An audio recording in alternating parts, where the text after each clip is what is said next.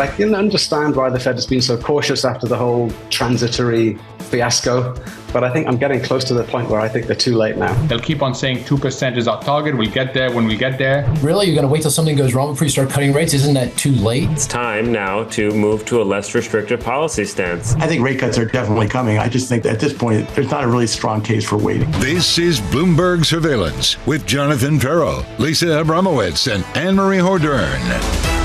It is Fed Decision Day, live from New York City this morning. Good morning for our audience worldwide. Bloomberg Surveillance starts right now. What a morning, what a day, what a 24 hours we've got coming up for you. Let's start with the scores. On the S&P 500, futures elevated, kicking higher by 0.9%. On the Nasdaq 100, outperformance up by 1.4%. Compare and contrast. The Nasdaq before today set for the worst month of 2024. At the same time, the Russell is set for the best month of 2024. The Russell up by 0.8%. Lisa, the mood around tech just improves a little bit. We'll talk about Microsoft in a moment. AMD knocking it out of the park. Good news. And then this tech exemption chip export story coming out of Reuters, lifting things around the world. It seemed like there was this recognition that there wants to be some sort of global cooperation in the chip sector, opening up the doors with everyone other than China, which is the reason why you're seeing ASML and Tokyo Electron surging. AMD, though, and I'm glad you brought this up, reporting higher than expected earnings, showing that they're gaining share versus Intel, yes, but also sort of plowing in just a little bit in NVIDIA's market share. There's this question of, are we seeing the broadening out within the AI story, which is what a lot of people have been waiting for. And just like that, sentiment starts to lift. Let's go through this with some purpose. Let's talk about the day ahead. This is what it looks like. A little bit later this morning, we get an ADP jobs report. Then later on this afternoon, 2 p.m. Eastern time, the Fed decision. 30 minutes after that, a Chairman Powell news conference. After the close, we'll get Meta earnings. I want to begin by talking about a central bank decision we've already had. The BOJ hiking interest rates, and Lisa unveiling plans to halve its bond purchases by 2026. Kit Jukes came out and he said the Bank of Japan message was clear. They don't want the yen to go on weakening. Even though you are seeing some moderation in terms of consumer price inflation, even though you are seeing some signs of weakness in the underlying economy, it did not stop them from going ahead for a 1-2 punch that caused basically what we're seeing is something more than a 6% rally in the yen versus the dollar so far this month. It raises this question, has this become the priority? Was this the political will? And frankly, the Bank of Japan saying, all right, all you carry traders, get out. Certainly feels like an objective. We came this close to breaking 150 in today's session. The low of the session, 150.07. We're down by about 1.6% at the moment to 150.33. That's foreign exchange. We'll work through each individual asset class. Let's turn to the commodity market and talk about crude. A rally in WTI. A rally in Brent crude up by 2.3%, WTI up by 2.6%. Two very important strikes taking place in the last 24 hours. Israel conducting both, Lisa, in two very different places. Well, this is the problem, right, for a lot of people is how do you avoid escalation when not only do you kill a Hezbollah operative in Beirut, right, in the capital of Lebanon, but also a Hamas leader in Tehran, in Iran. And this is the question, does Tehran respond in a much more advanced way, given the fact that Israel was able to kill a visitor under its nose? And this is what a lot of people are wondering.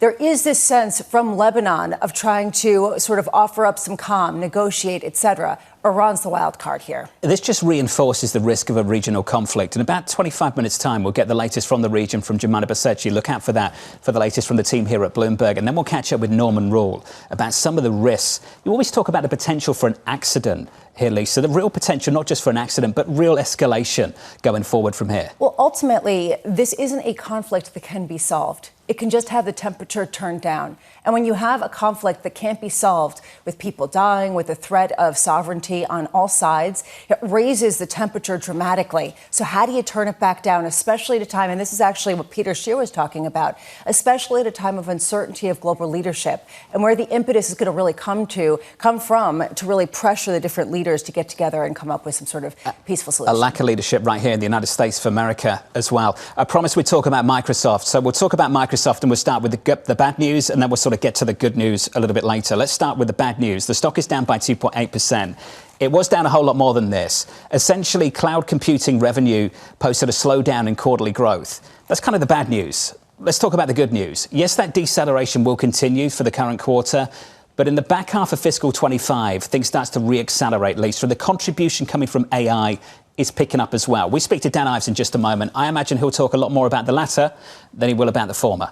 The issue in the story here is the same thing that we saw in some ways, or it rhymes a little bit with what we saw from Alphabet, in that right now Microsoft is being penalized for their investment in future growth because people aren't seeing the current growth in excess of what people currently expected. It's not as though they massively disappointed, right? It was just marginally in line or slightly below estimates. But this is the thing. CFO Amy Hood said yesterday that even though Azure growth will continue to slow in the current quarter, and this is the key, investments in data centers and servers will let the company capitalize on demand and accelerate Azure growth in the second half of, as you were pointing to, 2025. Why are people penalizing future growth? It's because, frankly, they're running out of time and they're looking for excuses to monetize the gains of this year. And that, I think, is the story that we're seeing with Microsoft. The stock is down this morning by 2.8%. The broader story, the scores look like this on the S&P 500. A lift here by almost 1 full percentage point on the S&P. We are totally unchanged going into that Fed decision, the 10-year 413.94. Coming up this hour, we'll catch up with Julian Emanuel of Evercore. With stocks bouncing back this morning, we'll speak to Dan Ives of Wedbush as Microsoft's earnings disappoint some investors, and Lara Raim of FS Investments ahead of the Fed's decision a little bit later on today. We begin with our top story, stocks bouncing back ahead of the Fed decision and more Mag 7 earnings. Julian Emanuel of Evercore writing this: our year-end S&P 500 target of 6,000 is intact, driven by earnings and a Fed about to cut interest rates. There are no signs of imminent recession or excessive speculation that would typically mean this bull market is over. Julian, good morning. We've got a lot to work through. We've done about 6 minutes of this programme and hardly talked about the Fed, so maybe we should start with the Federal Reserve. Do you think when they begin to reduce interest rates, and I'm sure your base case is September, like so many others, are they doing so because they're increasingly comfortable with inflation or increasingly uncomfortable with the labour market? So this is one of these times where we go back and we look at Fed history. There's really been only one time where they were able to cut rates because they could, not because they had to. And when you think about the labor market, it's no question it's weakening, but it's weakening very gradually. And to us, the bigger story is the fact that the confidence about inflation's trajectory is very, very much front and center. You say gradually, others say sharply, including Citi's Andrew Honhorst. Fed officials are likely to take the sharp drop in hiring in some categories, along with other signs like the rising unemployment rate, as a warning that the labour market could weaken more sharply. Where are we going to be by the time we get to September? Probably a tick or two higher from here. But again, and obviously this is one of these squishier concepts, but most academicians would tell you that NAIRU is higher from where we are now. And when you go back and you think about it, the weekly jobless claims, right, around 240,000 or so average, and you think about it on a population-adjusted basis versus numbers 10, 20, and 30 years ago, the strength of the labor market is undeniable, particularly when you zoom out. That said, you have the likes of Michael Darda over at Roth MKM who came out. I think this note caught both of our attentions, John. Bye-bye, soft landing. It was nice knowing you. It's a little bit different than I can see the sort of disdain in your face as I say that. You know, there's this question, when you look in the internals of some of the data that we got out yesterday, whether it was JOLTS report, the hiring rate coming out at the lowest level, if you strip out some of those key pandemic months going back about a decade, you could take a look at the pace of people who say that jobs are easy to get versus those who could say it's hard to get. You could see that, differential going down to a significant degree. Basically, things are tight, are sort of loosening up in the labor market in a way that a lot of people are saying is a pace that raises alarms. Why doesn't it for you? So I think you have to sort of step back and think about the evolution of the last couple of years, right? So what we learned at the end of 22 was there were companies that actually had stockpiled labor on a precautionary basis because the employment market was so tight. And then they went in 2023 and said, you know what? We're going to focus on margins, right? And so essentially, in a lot of ways, corporate America has had 2 years of preparing for the economic slowdown, which is why, in part, we're seeing this gradualism. Now, does it mean we're, not going to have a negative GDP quarter, or perhaps even what you would call, you didn't call it in 2022, a recession? Could that be in the next year to year and a half? It can, but we would argue that even if that does materialize, the economy has still been rationalized sufficiently that it's not going to be as painful as a typical recession. So given that backdrop, let's get to your 6,000 call, the idea that we've seen big tech kind of lead a lot of the stock markets down over the past couple of weeks. Do you think that they're going to lead on the way up, even at a time where it's clear that investors have kind of run out of patience for anything other than just extraordinary beat time and time again? Well, I think this morning is really kind of reflective. Again, remember, there's been sort of so much news, whether it's central banks, politics, the questions about whether the economy is slowing or accelerating. How do you reconcile the labor market with the last reading, 2.8% GDP? But at the end of the day, this morning is about the reminder that generative AI is one of these themes that has durability and, in our view, is going to be central to getting to 6,000. What about the everything else part of the equity market? Can we talk about things beyond big tech? This is what happens when you have the biggest bull on the street. It's just Lisa and me going back and forth, throwing up bearish ideas and seeing the bull bat them away. We're going to continue this for the next hour. Carry on. I'll go through some commentary we've had recently. Some bearish stuff, all right? P&G, slower price increases. Kimberly-Clark, slowing price increases. McDonald's, first sales slide since 2020. Pepsi, consumer is more challenged. Nestle, value-seeking behavior. We heard from Starbucks overnight as well. Not great either. All of this sort of piling up. The consumer's not great. It's not great. We're losing pricing power. We're losing pricing power. Can't put prices up anymore. Sales are down. What does that mean for the cyclicals, for everyone sort of charging into small caps and buying the rest of the market? So, again, you have to differentiate. And part of the beauty of the market in 2024 is that correlations on a stock basis are so incredibly low that it really is a market of stocks and less a stock market. And what I would say there is, think about it. We have been gnashing our teeth for a year. We need broader participation. We need the rest of the stocks to catch up to the Mag 7. Hello, we've got it in the month of July, and now everyone's freaked out because part of the story is the give back in the larger cap tech stocks. In our view, the path to 6,000 is likely going to be what you saw in 2016, what you saw coming out of the first downturn of the technology age, the internet age in 1996. All of these stocks are going to participate in our view. Mid-90s, not late 90s. Sounds like Dan Ives. Dan's joining us in about 5 minutes' time. Julian, it's good to see you. Nice Thank to you, see sir. you. Julian Emanuel of Evercore spending way too much time with Dan Ives in a green room a little bit early this morning. I noticed that. Let's get you an update on stories elsewhere this morning with your Bloomberg Brief. Here's Danny Berger. Hey, Danny. Hey, John. There's a worldwide rally underway in chip stocks this morning. Reuters reporting that the Biden administration plans to exempt chip equipment makers in Japan, the Netherlands, and South Korea from upcoming export restrictions. Those restrictions would prevent export of products that use any American tech from around the world to about half a dozen Chinese semiconductor manufacturing facilities, Reuters reported. Hamas says Israel killed its political leader, Ismail Haniyeh, in an airstrike on Tehran. Haniyeh, a chief negotiator for Hamas, was in Tehran for the inauguration of Iran's new president. Haniyeh's death follows an Israeli strike on Beirut last night, targeting a senior Hezbollah commander. That attack was a response to a rocket assault that killed 12 children and teenagers in the Israeli-controlled Golan Heights over the weekend. And a new poll suggests that Kamala Harris has wiped out Donald Trump's lead across 7 U.S. battleground states. The vice president rides a wave of enthusiasm among young Black and Hispanic voters. The Bloomberg News Morning Consult poll found 48% support for Harris and 47% for Trump.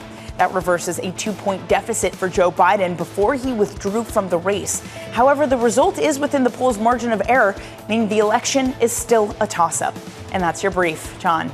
Hey, Danny, thank you. More from Danny in about 30 minutes' time. Up next on the program, Microsoft falling short. We added new AI accelerators from AMD and NVIDIA. We know how to manage our CapEx spend to build out a long-term asset. It's more important to manage to capture the opportunity with the right product portfolio that's driving value. The bullish view is up next with Dan Ives of Wedbush from New York City this morning. Good morning.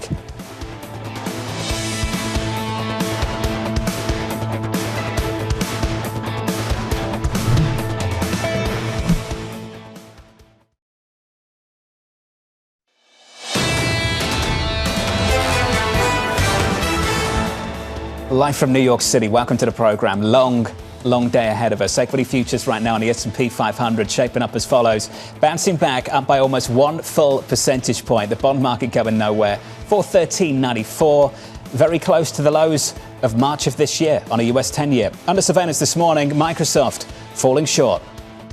We now have over 60,000 Azure AI customers, up nearly 60% year over year, and average spend per customer continues to grow. We added new AI accelerators from AMD and NVIDIA, as well as our own first-party silicon Azure Maya. We know how to manage our CapEx spend to build out a long-term asset. It's more important to capture the opportunity with the right product portfolio that's driving value. So here's the latest. Microsoft shares falling in the pre-market after its cloud computing service reported a slowdown in quarterly growth. Microsoft's main growth engine seeing revenue rise 29%. That was down from 31% in the previous quarter, disappointing some investors looking for a return from the company's AI investments. Dan Ives of Wedbush writing this: while there will be some knee-jerk reaction in the stock, we believe the takeaways for the broader tech sector is this AI monetization story is real. Nothing from this quarter or conference call makes us less bullish in our AI thesis. Dan joins us now for more. Dan, it's good to see you. Great to be here. Let's start with that cloud revenue number. So that disappointed, and then we started to hear a little bit more. The contribution from AI is picking up. We're going to see that softness continue in the current quarter, but then re-accelerate. Things start to pick up again in the back half of fiscal 2025. Can you just frame the second piece of this for us? Why do you think that is so much more important than what we're seeing play out this morning? The words heard around the world, and I think around the street, when Nadella and Amy talked about the acceleration for Azure in the second half, and that AI monetization, that actually starts for real in January. And that's, look, ultimately, you go back to last week, the knee-jerk in terms of the white-knuckle moment, Alphabet. Street needed to hear about validation and monetization for AI. They heard it from Nadella on that call. Bullish not just from Microsoft, for the broader tech sector. Did you find it odd that the stock's down this morning? Oh, I mean, in my opinion, and we were talking last night, I mean, I think there's stock that goes green in terms of, I can't say today, but... This doesn't stick today? I'd be shocked if it sticks. Because anyone that heard that conference call, you come out more bullish on Microsoft rather than any sort of skepticism because of the acceleration from Azure, because of monetization, because of commercial bookings stronger than expected. And that's why, look, these knee-jerk, the haters come out, they've been negative on Microsoft the last 150 points. It all is about the AI revolution, the AI monetization, validation. Why did you turn to Lisa then as you started talking about haters? He's like the haters over here who have been talking down this story forever, Lisa. Now, listen, I don't think it sounded like people were the haters who were actually skeptical of these numbers. They weren't coming out and saying AI is bogus and that everything is wrong and they're going to tank. It was that they weren't surprised dramatically to the upside, and the actual gains that we've seen on the stock imply significant profit gains going forward. Here's one investor. It was really about the cloud services number.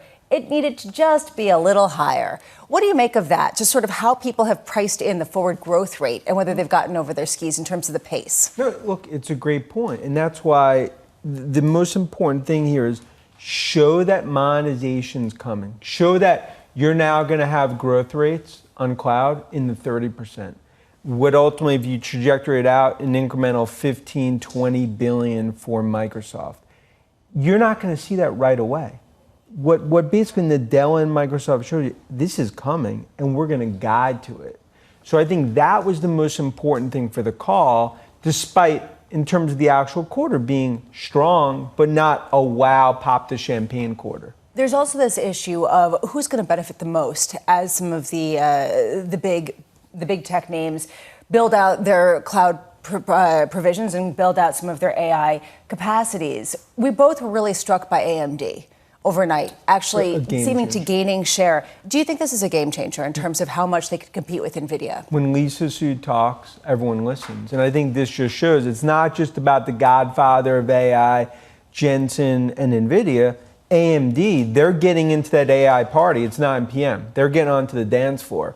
So what you saw from Lisa Su, bullish for AMD, triangulate that with Microsoft, with what I believe we're going to hear from Amazon, Meta, and others. It shows monetization starting, the next phase of AI playing out. That's bullish for ServiceNow, Oracle, Dell, Palantir, Salesforce. Now it's about second, third, fourth derivative playing out. That's why last night everyone's focused on, there's two companies in the world everyone's focused on, Microsoft, NVIDIA. AMD said, hey, don't forget about us. Important call. NVIDIA up in the pre-market as well off the back of some of this. There was also this story, Danny was talking about it, the story out of Reuters that's lifting Tokyo Electron and ASML. The report that the Biden administration planned to exempt chip equipment makers in Japan, the Netherlands and South Korea from upcoming export restrictions. How important is that story? Very important, because what's the one thing that could spoil the AI party? It's not Fed, it's not valuation. It's about restrictions. It's about basically like what we see on tariffs and ultimately this U.S.-China cold tech war that's playing out. That was a huge move by the Beltway.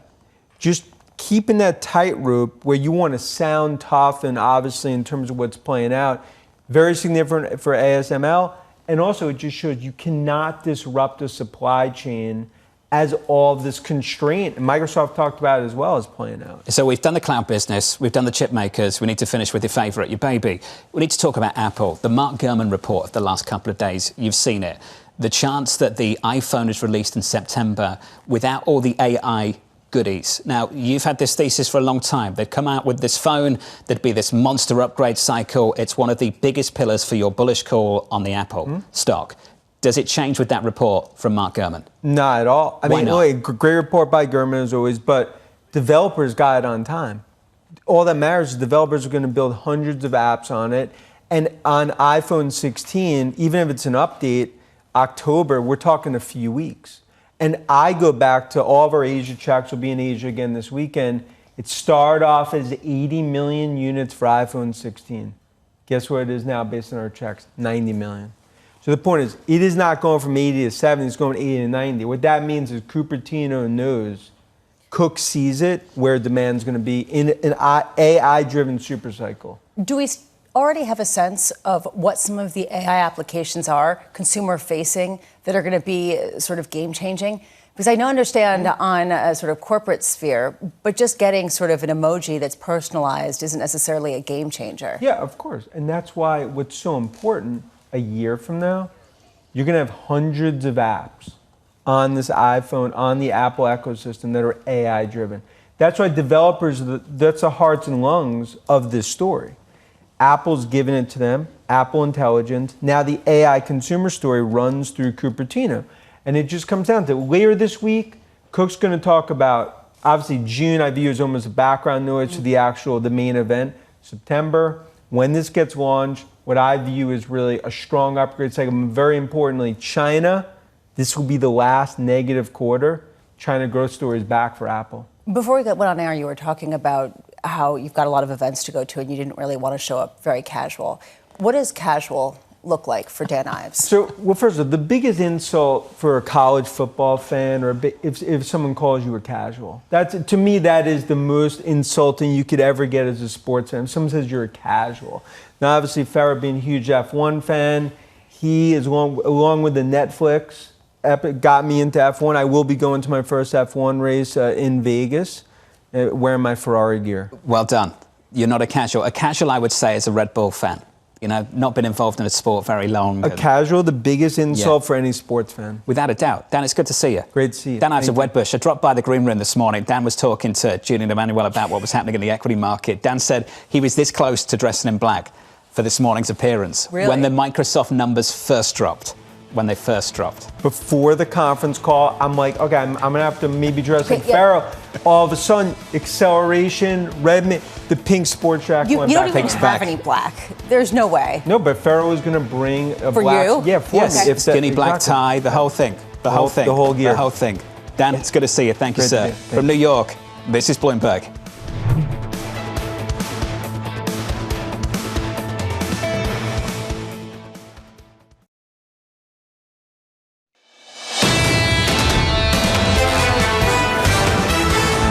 Live from New York City this morning. Good morning. Welcome to the program. Here are your scores on the S&P 500, higher by 1%. On the Nasdaq 100, up by 1.5%. On the Russell, up by 0.75% on the month so far. The Russell, up by 9.5% through yesterday's close. The Nasdaq 100 down by 4.5%. We're talking about 14 percentage points of outperformance on the small caps, which is just absolutely phenomenal. That's the story of the month so far. I want to talk about the story of the last 15 hours or so.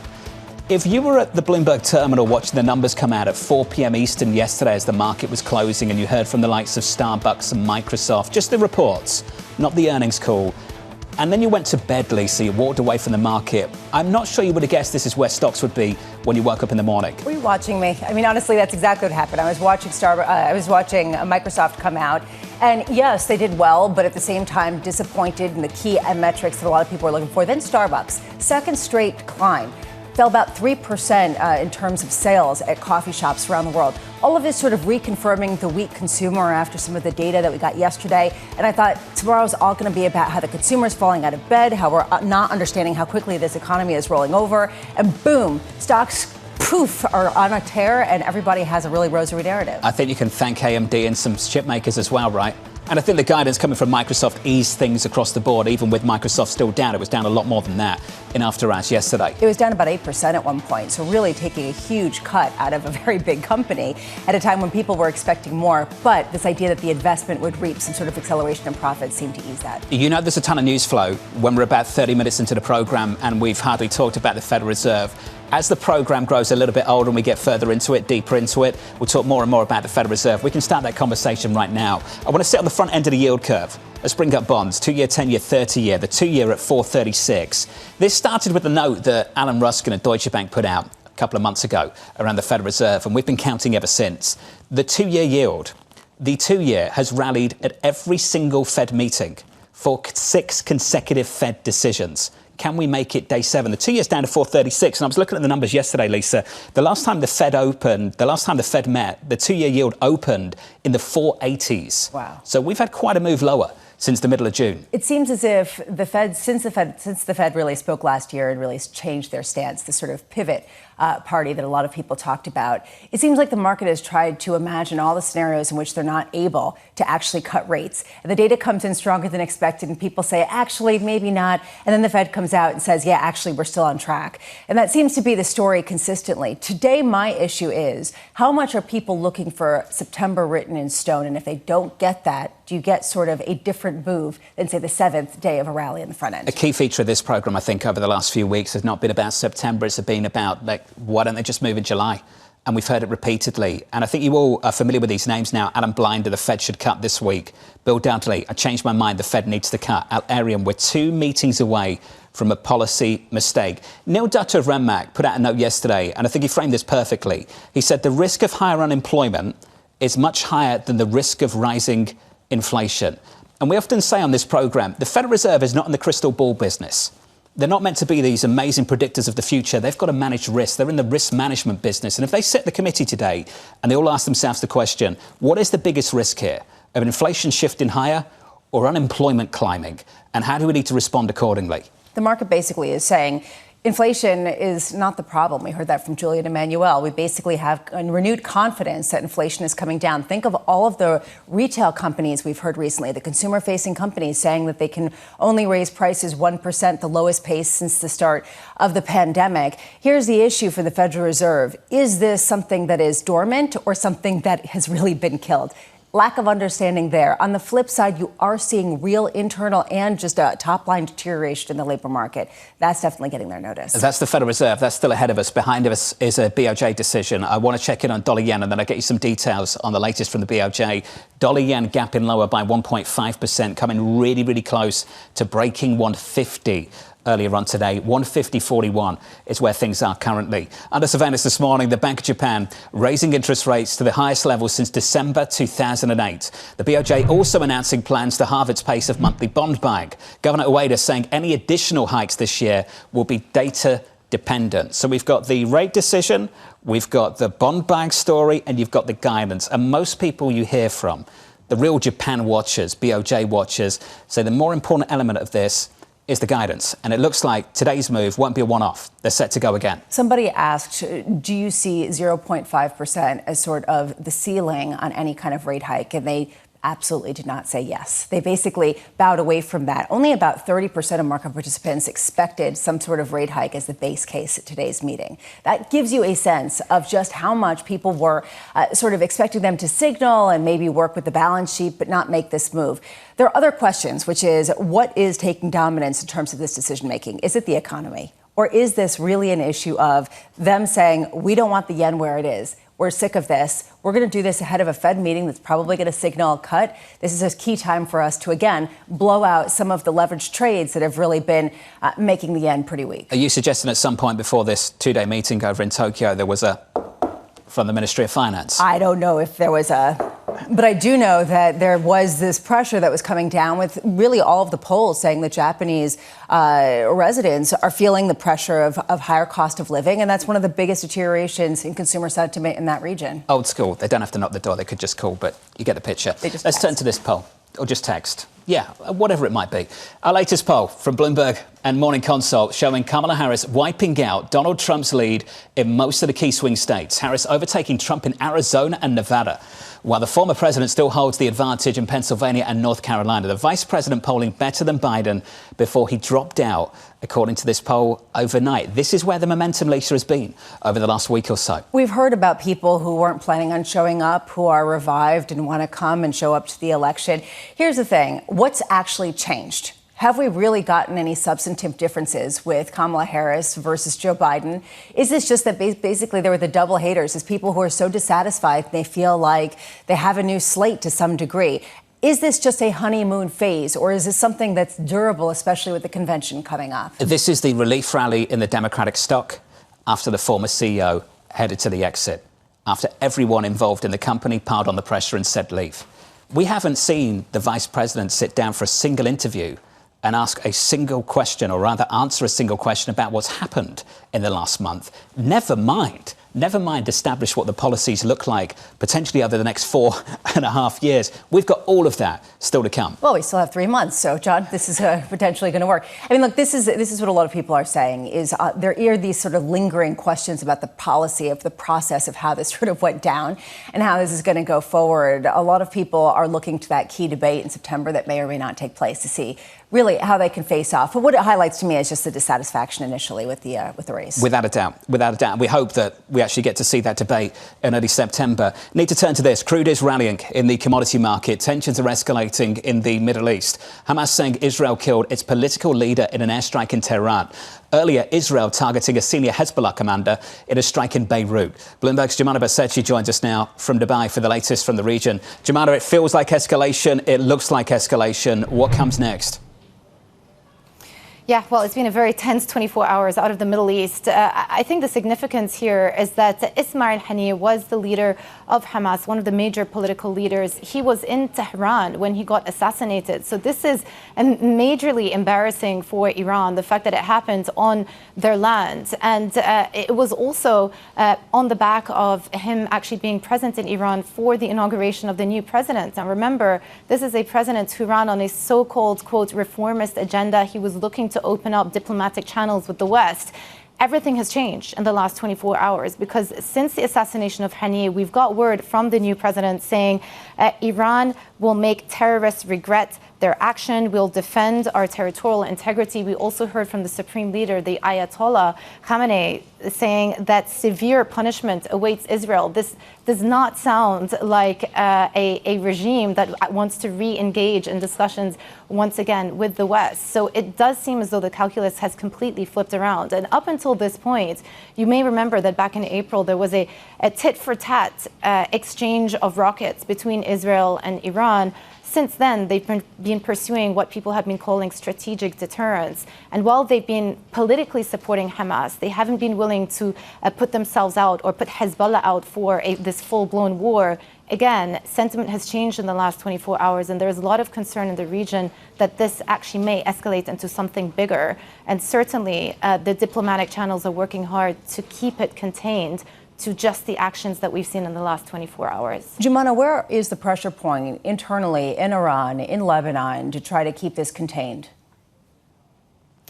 Yeah, I think that's a really good question. And what the Secretary of State, Anthony Blinken, would say is it all boils down to that ceasefire in Gaza. It's difficult to see the situation calming down in the absence of a truce or a settling down of the war that's ongoing in Gaza. And you will also recall that Ismail Haniyeh himself was the chief negotiator engaging in all of those discussions with his counterparts and with the mediators, with Egypt and Qatar, to push through those discussions. And yet again, it looks as though some of those channels have been closed. You have the likes of Egypt saying that the killing of Haniyeh completely undermines those mediation efforts. You have Qatar, the prime minister, this morning saying, how can mediation succeed when one party kills one of the negotiators? Hezbollah themselves has said that they would only downplay some of the tensions on the border should there be a ceasefire. So it feels like that is the main pressure points going forwards. Jemana, this was great. Appreciate the update. Jemana Basechi there of Bloomberg, happy to lead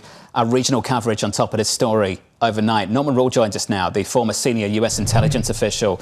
Norman, I want to work through this individually and just get your thoughts. So we've got two strikes on two different territories.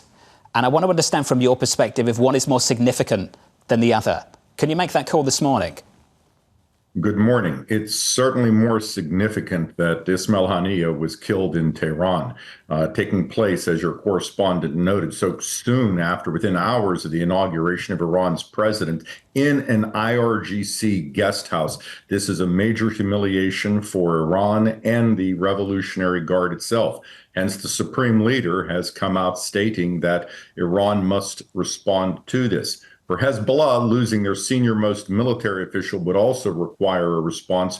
But I think you should look at this as a collective. And you should add to this the fact that the Israelis have also struck the Houthis in a retaliation attack. And indeed, the United States has struck the Houthis and Iraqi militias to prevent operations in the last 24 hours. I think you have a collective issue here. And for Tehran, they're going to have to respond to it in that manner. What kind of response do you expect from Tehran, Norm? Well, it's not impossible they will strike Israel directly, but it's unlikely. Their performance in April was a good propaganda blow, but at the same time, it really didn't achieve much. And at the same time, Israel was able to demonstrate an exquisite capacity to take out Iran's most impressive air defense facility. And the killing of Haniyeh and the killing of Shukr in Beirut also demonstrate extraordinary intelligence skills by the Israelis, which are likely not at an end. So Israel can do more if pushed. So I think Iran's going to have to hurry up and slow down. They're going to have to come up with a plan that doesn't start a war, that doesn't risk their officials, but they will have to undertake strikes against Israel itself. I think one other point to note is that Hamas itself is in a position where it needs to respond. And it's a very different Hamas than 10 months ago. 10 months ago, we might have seen hundreds of rockets or missiles. The next few days will indicate what military capacity Hamas has left at this time in the conflict. So this is going to take a little bit of time for the Iranian government to sort out.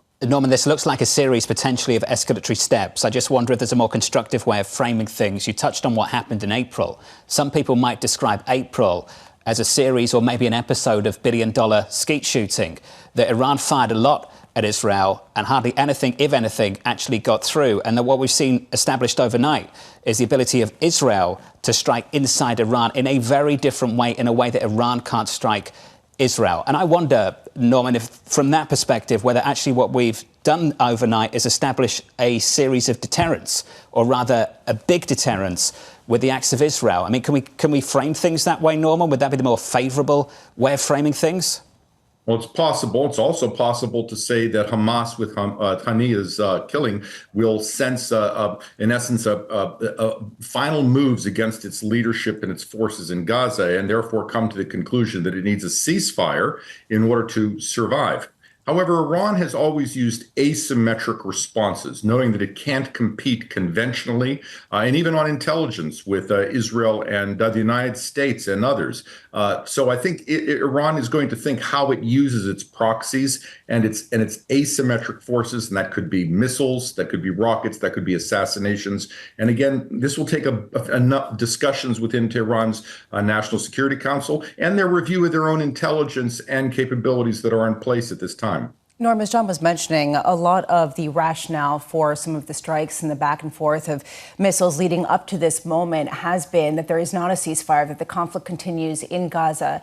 Is there any sense that we're seeing progress being made in some of those discussions to reach an end to that conflict? If you look over the last 10 months, you see several themes. Hamas has asked for a complete Israeli departure, an end to the conflict, and its survival as the major operational element in Gaza. You have had periodic statements from Western actors that we are close to something, we are near a deal, but we've never actually seen a hard statement from Hamas to say they're willing to accept a ceasefire instead of demanding a permanent end to the conflict. If you're in Israel, the idea of a permanent end to the conflict just not attractive to Israel's hardline government, although I do believe it is something acceptable to Israel's military. At this point, with Hamas on its heels, and we're approaching the final stages, albeit with perhaps months to go, of the Gaza conflict, I don't think that ceasefire is something that's going to happen unless Hamas makes concessions in the coming days. Norm, appreciate your input and clarity. Thank you, sir. Norman Roule there, the former senior intelligence official. In just the past week, we had someone come on this program and give us the impression that we were somehow equidistant from both an escalation in the conflict, a regional conflict, and both at the same time as close to a peace accord, or at least a ceasefire, in somewhere like Gaza between Israel and Hamas. I think overnight it certainly feels like we've come closer to a regional conflict than anything else. And this raises the specter of accidents, which you put out there, and it's true. When you have people lobbing missiles at one another, guess what? Sometimes they go in weird places, and that can really cause things to escalate. Norm put it differently. He said that Israel is in the end phase in its Gaza operation. So it raises some different stakes for all the players, especially because it is a much diminished Hamas and an Iran that is funding both Hamas and Hezbollah, trying to figure out exactly what their game plan is. Look out for plenty more coverage to come out of the region from Bloomberg TV and Bloomberg Radio over the coming day or so. Let's give you an update on stories elsewhere this morning with your Bloomberg Brief. Let's get across to Danny Berger. Hey, Danny. Hey, John. Indian officials say more than 90 people have been killed in landslides that buried several villages in the southern state of Kerala. Hours of heavy rain triggered the disaster, and bad weather continues to hamper rescue operations. The first landslide happened at 2 a.m. on Tuesday when most people were sleeping. The Indian Army has been deployed to help with rescue efforts. Shares of HSBC rallying by 3.7% in the London trade. Earnings topped estimates, and it announced a $3 billion stock buyback. The buyback is a function of HSBC's confidence for the future, CEO Noel Quinn said in a Bloomberg interview. He will hand over the reins to the current CFO, George Eldery, on September 2nd. For his part, Eldery said that the bank is planning to keep its overall bonus pool flat for the year as it works to keep costs contained. Shares of Starbucks are also higher, 2.7% in the pre-market. It reported quarterly results that were in line with expectations. The coffee giant also reaffirmed its full-year guidance, suggesting that turnaround efforts are starting to stick. While global same-store sales were roughly in line with expectations, they did disappoint in China. Starbucks also confirmed that activist investor Elliott Management has taken a stake, and talks have been constructive. That's your brief, John. Danny, thank you. Appreciate it. More from Danny in about 30 minutes' time. Up next on the programme, setting the stage for September. We think they are going to signal a September cut, but the economy appears to be doing okay here. They will be quick to start to drop interest rates, I think, if you do see a labor market that's loosening or rolling over more than they expect. That conversation up next. The Fed decision just around the corner from New York City. You're watching Bloomberg TV.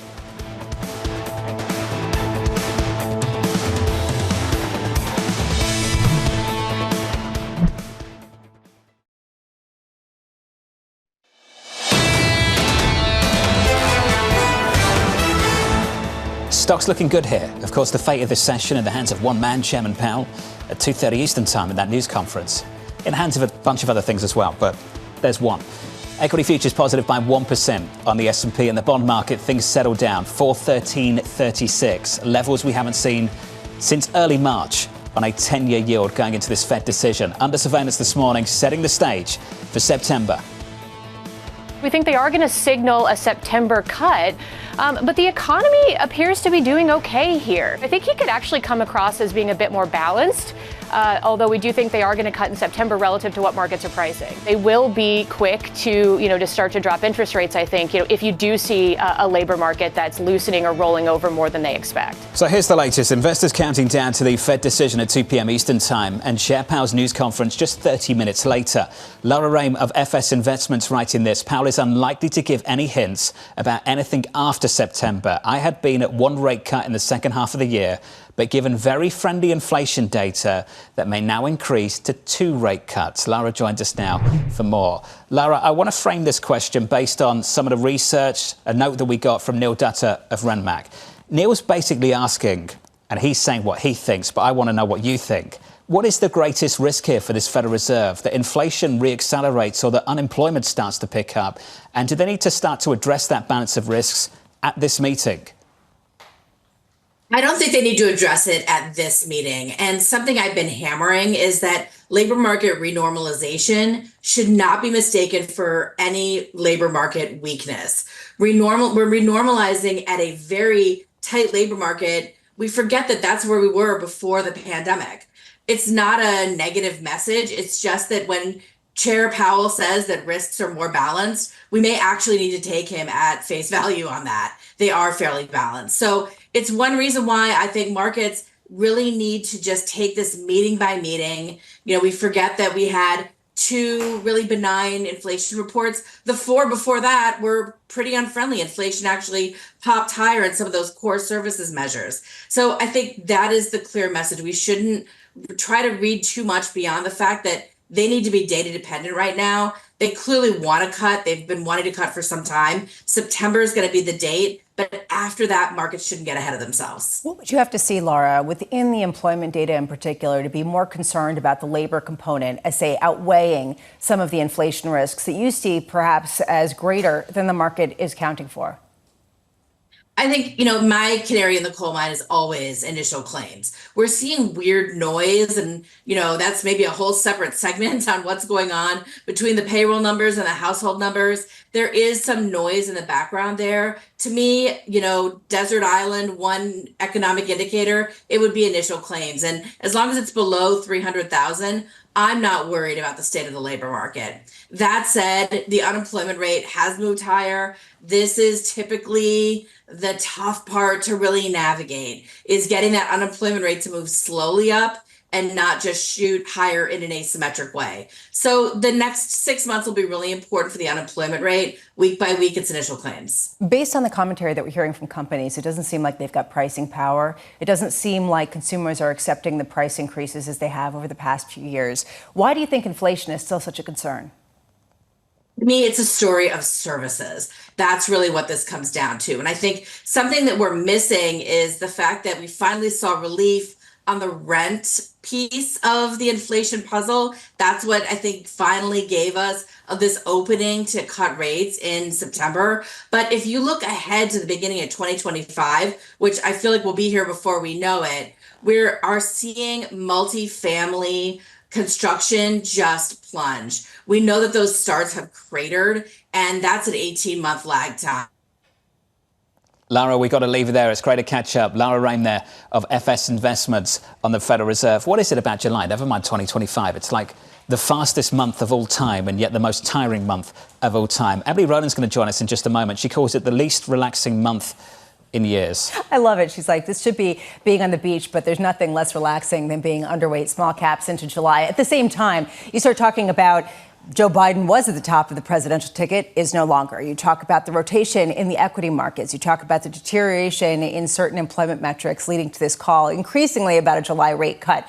Add to it whatever you want to put on your bingo card. Assassination attempts. Assassination attempts. Well, yeah, they're of course. That happened. I mean, seriously, though, that happened before Joe Biden dropped out. I mean, what else do you want to add to this bingo card? Just amazing. Before the month closes out, we get a Federal Reserve decision a little bit later on this afternoon. Lisa mentioned payrolls, really, really important on Friday. Just a sneak peek again of our survey. The median estimate in our survey still in at around 175. The previous number 206. Later, of course, we get ADP, and tomorrow, Lara was talking about claims. The estimate for jobless claims tomorrow is 236. Previous week, 235. Coming up, Emily Roland of John Hancock will speak to Henrietta Treyz of Veda Partners, Leslie Falconio of UBS, and Bloomberg's Michael Shepard on the latest in the chip sector. From New York, that's all still to come. The second hour of Bloomberg Surveillance up next.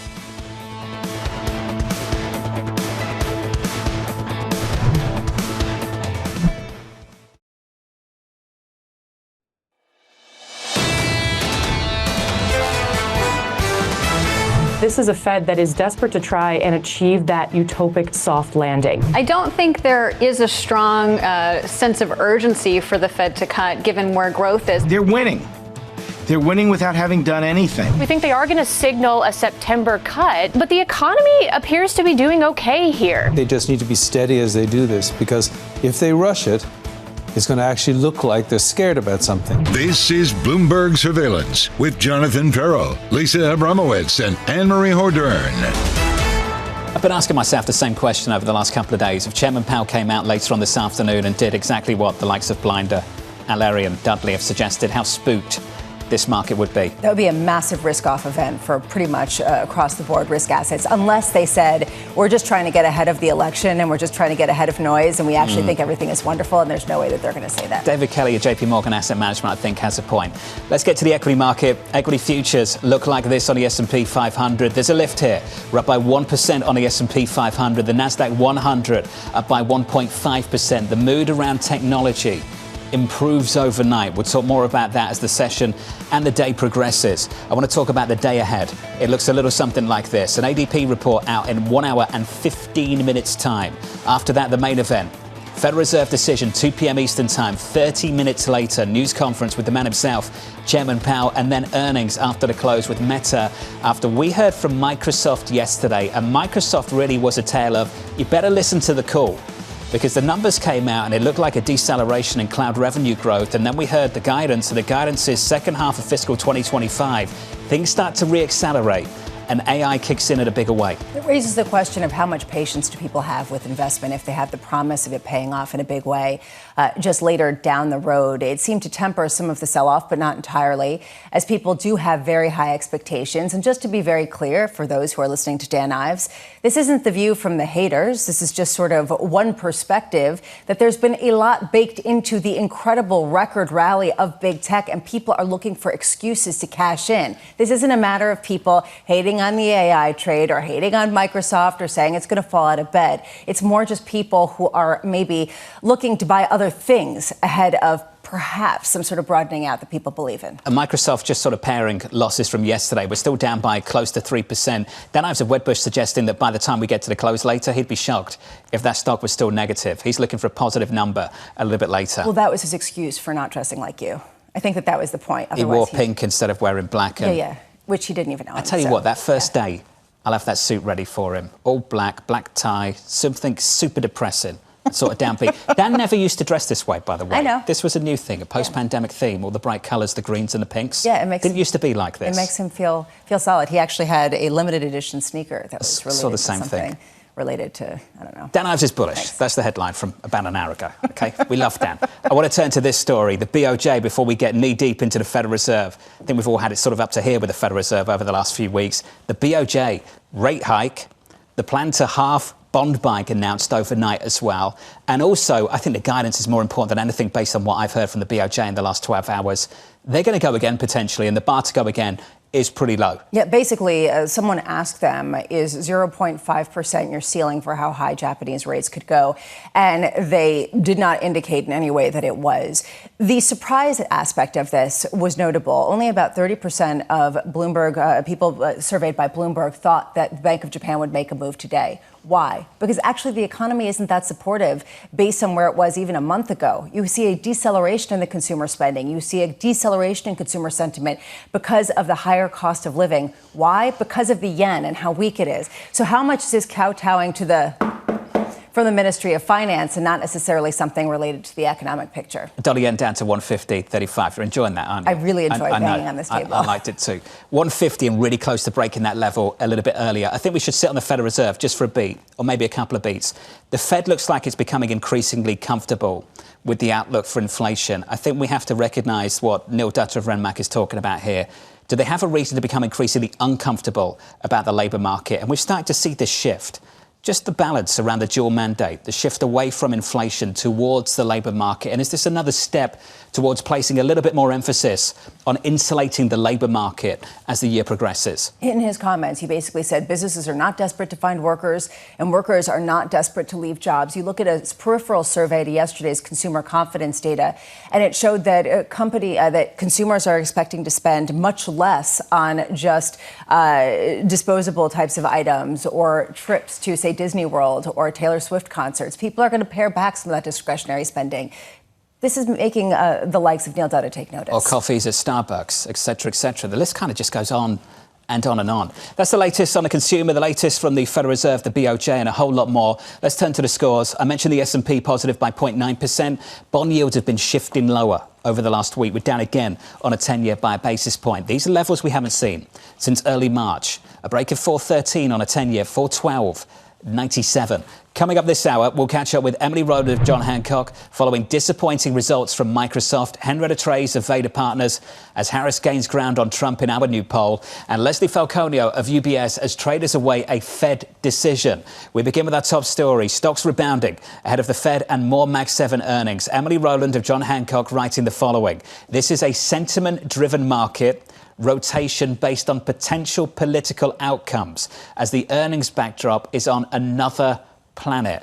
Emily joins us now for more. Emily, it's good to see you. You too. You called it the least relaxing month in years. Is that what it's felt like the last month? I mean, I thought July was supposed to be about going to the beach and taking vacation. And now, especially if you've been short small cap equities, it's been the least relaxing July on record. And we look at this rotation into small caps, and to us, it's like a checklist almost. Why is this happening? You know, you look at earnings trends, they haven't changed. In fact, large cap earnings are up or tracking to be up about 10% year over year this quarter, where small caps were coming in at negative 18%. So this entire rotation's been based on multiple expansion and nothing else, the entire 10% gain. So we look for things like rates. Yes, the 10 years move lower, not that much lower, and small caps used to love rates coming in lower. The earnings trends haven't changed. We've gotten 2 months in a row of lower inflation readings. We're still in a late cycle environment. So process of elimination will tell you that it's really based on the increasing odds of a Trump presidency and the potential implications of the policy changes based on that. The position squeeze seems to have taken on a life of its own over the last few weeks. Are you questioning how durable this move? Is this something you want to step in front of, given how powerful it's been? We would fade it. Momentum can always carry trades like this higher, but we look, for example, back at what happened in 2016, and small cap equities ripped right after the election. We actually looked at the performance of small versus large over a 1-month period right after Trump was elected, and they outperformed by 13% in a month. And then that trade moved sideways for 2 years. So I think that there's a lot that's already in the price, and we would consider kind of fading the rotation and continuing to emphasize higher quality stocks. Is there something within earnings that gives you pause, that tells you that they're on a different planet than some of the sentiment shifts you're seeing in the market? Well, again, it's about small cap earnings actually coming in negative or tracking for negative returns this year. There's so much excitement right now around this potential Fed cut and potential rotation. The challenge for small cap equities is it's actually not great. We have to remember that the Fed's cutting because inflation's coming down and because, importantly, growth is decelerating. These companies have a lot of leverage. They've got high interest burdens. They're lower quality. They're going to still be contending with the higher cost of capital, and we don't think that that's your best foot forward as an investor heading into this potential economic contraction or at least extended late cycle environment. So it sounds like you disagree with Laura Rame, who thinks that really the risks are balanced. That you still see some inflationary pressure that has come off the boil, but that you do still see that as an equal risk with some of the deterioration in the labor market. It sounds like you are seeing a more pernicious trend underpinning some of the jobs reports that we've been getting, both peripheral and main. Right. Everything's fine right now. But we try to think of the time to repair the roof is when the sun is shining. And these cracks in the labor market are continuing to form. The JOLTS report was a little bit better than expected yesterday, but still seeing hiring slowing. We'll be looking at initial claims, of course, still kind of in that range of 200 to 260. I heard Laura say if they got towards 300,000, she'd be concerned. So would we. And then continued disinflation, that's great. But again, it comes along with slowing economic growth. And you see it in things like PMIs. We got preliminary PMIs for 7 out of the 8 large countries that we watch, and they were negative for most of them, below 50. We talked about Japan earlier. That's below 50. The U.S. is slowing. So economic growth is absolutely decelerating. Things are fine for now, but why not to take advantage of opportunities where markets are mispriced for a slowing economic growth environment? Elisa mentioned Mike Data earlier from MKM Roth. Mike Data was brutal in that note release yesterday afternoon. I'll share just a snippet of it with you, just a little bit more. Bye-bye soft landing. It was nice knowing you. To suggest that the S&P 500 isn't priced for such an eventuality is an understatement of epic proportions. Goes on to say, gets a whole lot worse as you work through the note if you're a bull, that's for sure. We may be finally entering a bad news is bad news environment with analysts' double-digit earnings expectations for the next 12 months looking increasingly out of sync. I think that's in sync with some of what you're saying. The bad news environment that we're about to enter. Are we sitting here saying we're going into Friday, which maybe is the most important event of the week, aside from the Federal Reserve? Its payroll's on Friday morning. If we get a bad print there, can you just define what is bad and how this market would respond to it? Well, it's so complicated to figure out what's bad because the last couple of months we've gotten these great headline readings and then you look underneath their surface and there is something more sinister happening. Look at the revisions we saw, 111 negative revisions the last 2 months. And you look at things like the household survey, which showed massive deterioration in the labor market. So you've got to look underneath the hood. I don't want to say I'm overly bearish here. We're certainly not. In fact, one reason that we're not is because we're extending this late cycle environment through a ton of spending. The CBO just revised their expectations for the deficit this year, and it's at $2 trillion, 6.7% of GDP. So we're paying for a lot of the economic growth that we're getting, and that could continue for some time. But again, it comes back to looking at what assets are priced for this environment and which ones aren't. You know, I always want to go to bonds. Sure. And we'd be looking at any backup in bond yields as an opportunity to capture a mispriced asset. Remember, the 10-year Treasury yield started the year at 388. We're still higher than that right now. So that's where we would be looking to capture that income as we do head into a more challenging environment. Emily, this is great. Emily Roland there of Jan Hancock, just on a series of themes there that I think we've heard repeatedly from the South side, from a lot of people, strategists alike. Peter Cheer wrote this, Lisa, the Fed is fully priced.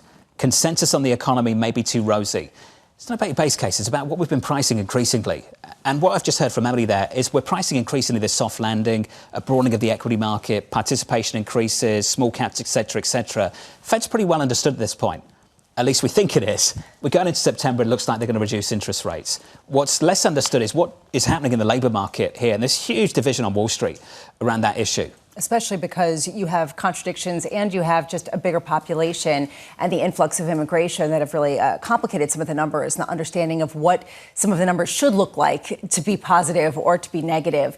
What we're looking at right now is the balance of risks, as you pointed out, this idea of what is the market pricing in? Seems like a soft landing. So are there more risks to the downside than to the upside that people are kind of hooking into right now? Is that what we're getting from some of the consumer companies? That, I think, is really the question that a lot of people are asking. Still got Mohammed sort of sitting on my shoulder, Al-Arian saying, listen to the companies, don't look at the data, listen to the companies. And a lot of companies are coming out in corporate America and telling you that things are slowing down and they're losing pricing power. Equity futures moving in the other direction. We're positive here by almost 1% on the S&P 500. There is a bounce here. The mood around tech improves overnight. Let's get you an update on stories elsewhere with your Bloomberg Brief. It's Danny Berger. Hey, Danny. Hey, John. Uber is teaming up with Chinese EV maker BYD. The plan, put 100,000 of their EVs onto Uber's platform. It's a multi-year partnership and offers drivers lower vehicle pricing and financing.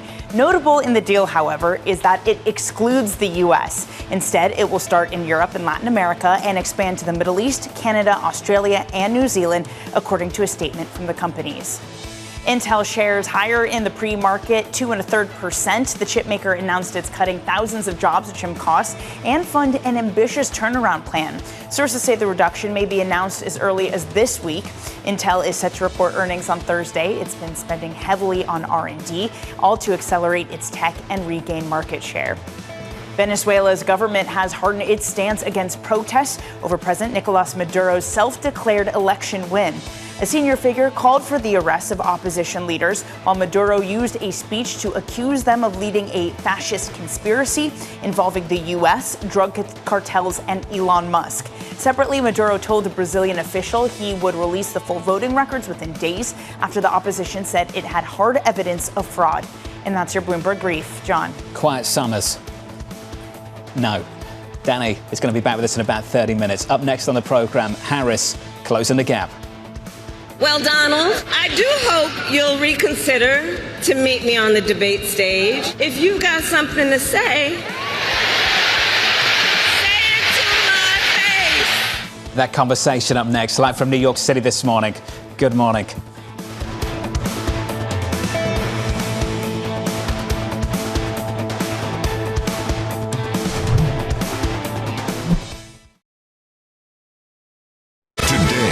The Fed decides. Who said summers were quiet? I don't remember the last quiet summer. We're talking about the data not being as accurate during this time of year, an election that's haywire. Trust Bloomberg to bring you the fastest coverage and exclusive analysis, including Powell's press conference. Is the answer here, Jeff, that everything is just plain solid? It's pretty solid, Tom. At some point, we got to call it a soft landing. Tune in to Bloomberg Surveillance, The Fed Decides, starting at 1:30 p.m. Eastern.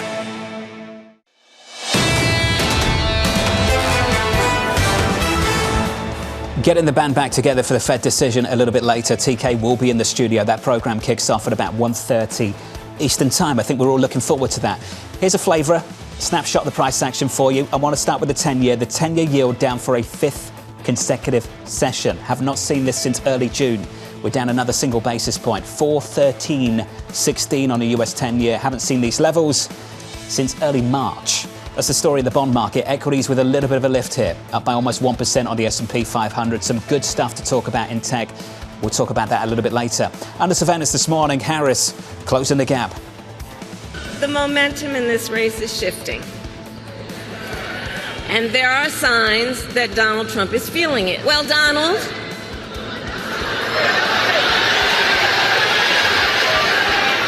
I do hope you'll reconsider to meet me on the debate stage. If you've got something to say, say it to my face. Harris with some real momentum.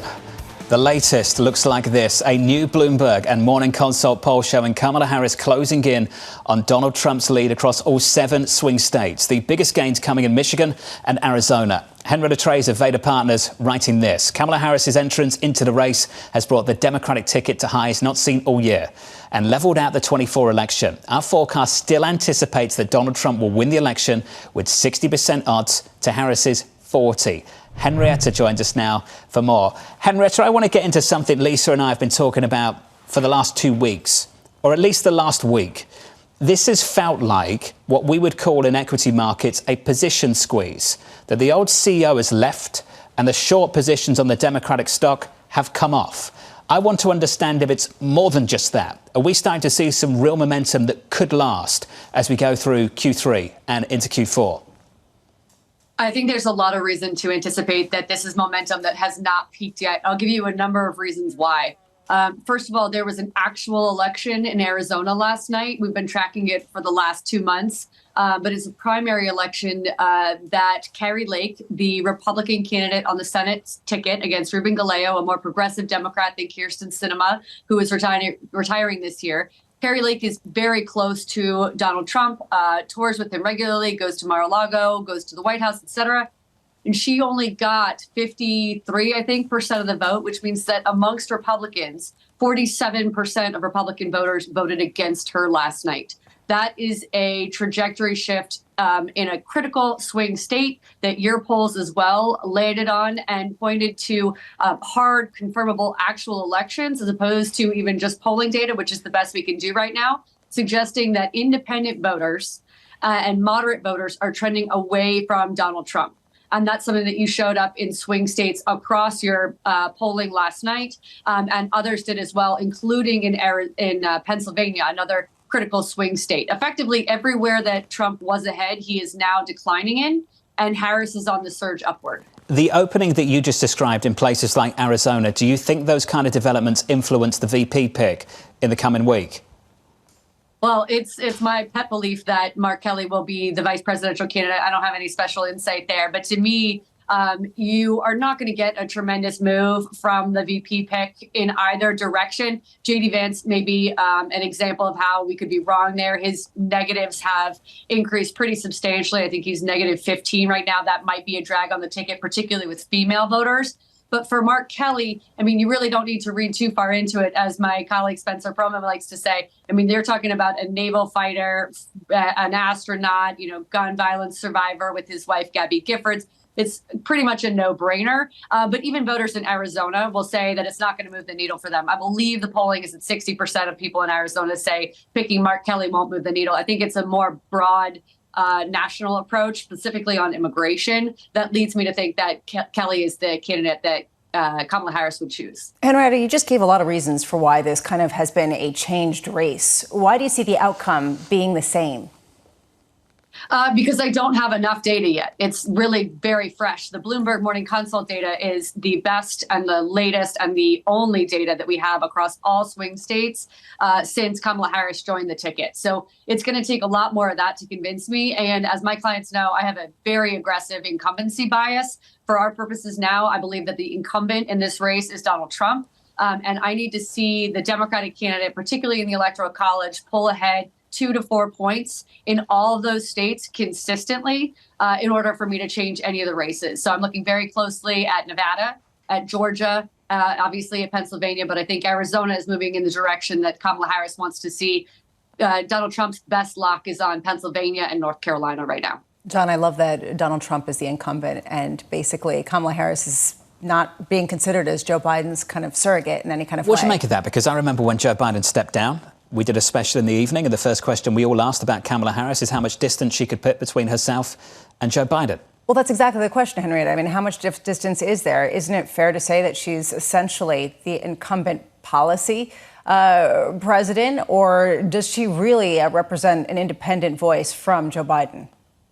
Yeah, no, she's definitely a different candidate, and I would love if this race were about policy, but we haven't gotten there yet. I mean, whenever we get to tax policy, I'll be thrilled. But at this point, it's really the change is in Democratic activation, specifically with double-digit gains for the Democratic ticket, plus 25 with Black voters, plus 24 with Latino voters, huge gains with female voters, double-digit gains with youth voters. It's a new ticket, and she's not the incumbent because it's brought a brand new basket of voters to the field. There was a slight uptick in Democratic voter registration in North Carolina in the last week, for example. So it's not that there is a policy shift. It's that this is a fresh face for the ticket. You can see it in her approval ratings, which have changed faster than any candidate I've ever seen. You know the most ridiculous thing about all of this, Henrietta?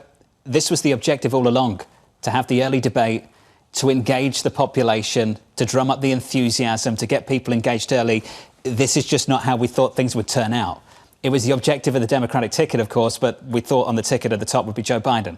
And of course, Lisa, the debate went in a different direction. And ultimately, the outcome's been the same, but with a different name on the ticket. It's amazing, isn't it? And we're talking instead not about policy. In fact, that's kind of lost the stage. We're instead talking about weird and getting ridiculous. Fired up. And Henrietta, can I jump in just quickly? When will we talk about policy? We've seen a massive change in this election race, and Kamala Harris has gone on some scripted rallies, which I get it, drumming up loads of enthusiasm. But when do we start to hear about actual policy? Never. I imagine it won't get around to that. I mean, at the best case, we could say after Labor Day, when people come back from vacation, we'll start to tune in. But the immigration and maybe fentanyl are areas where I think Trump has a really good chance of slamming Kamala Harris and taking away some of her early and hopefully for him not locked in gains. But I don't see a race between Kamala Harris and Donald Trump talking about, capital gains tax rates or corporate tax rate. I really just don't see that happening. I think it's more about the top of the message. The gender divide is probably the biggest indicator of that. The largest divide in the electorate right now is between men and women. Interesting. Henrietta, thank you. Henrietta Treyz there of Veda Partners. The answer there, Lisa, depressing for you, I know. The answer was never. Never. That's horrible. I reject that people...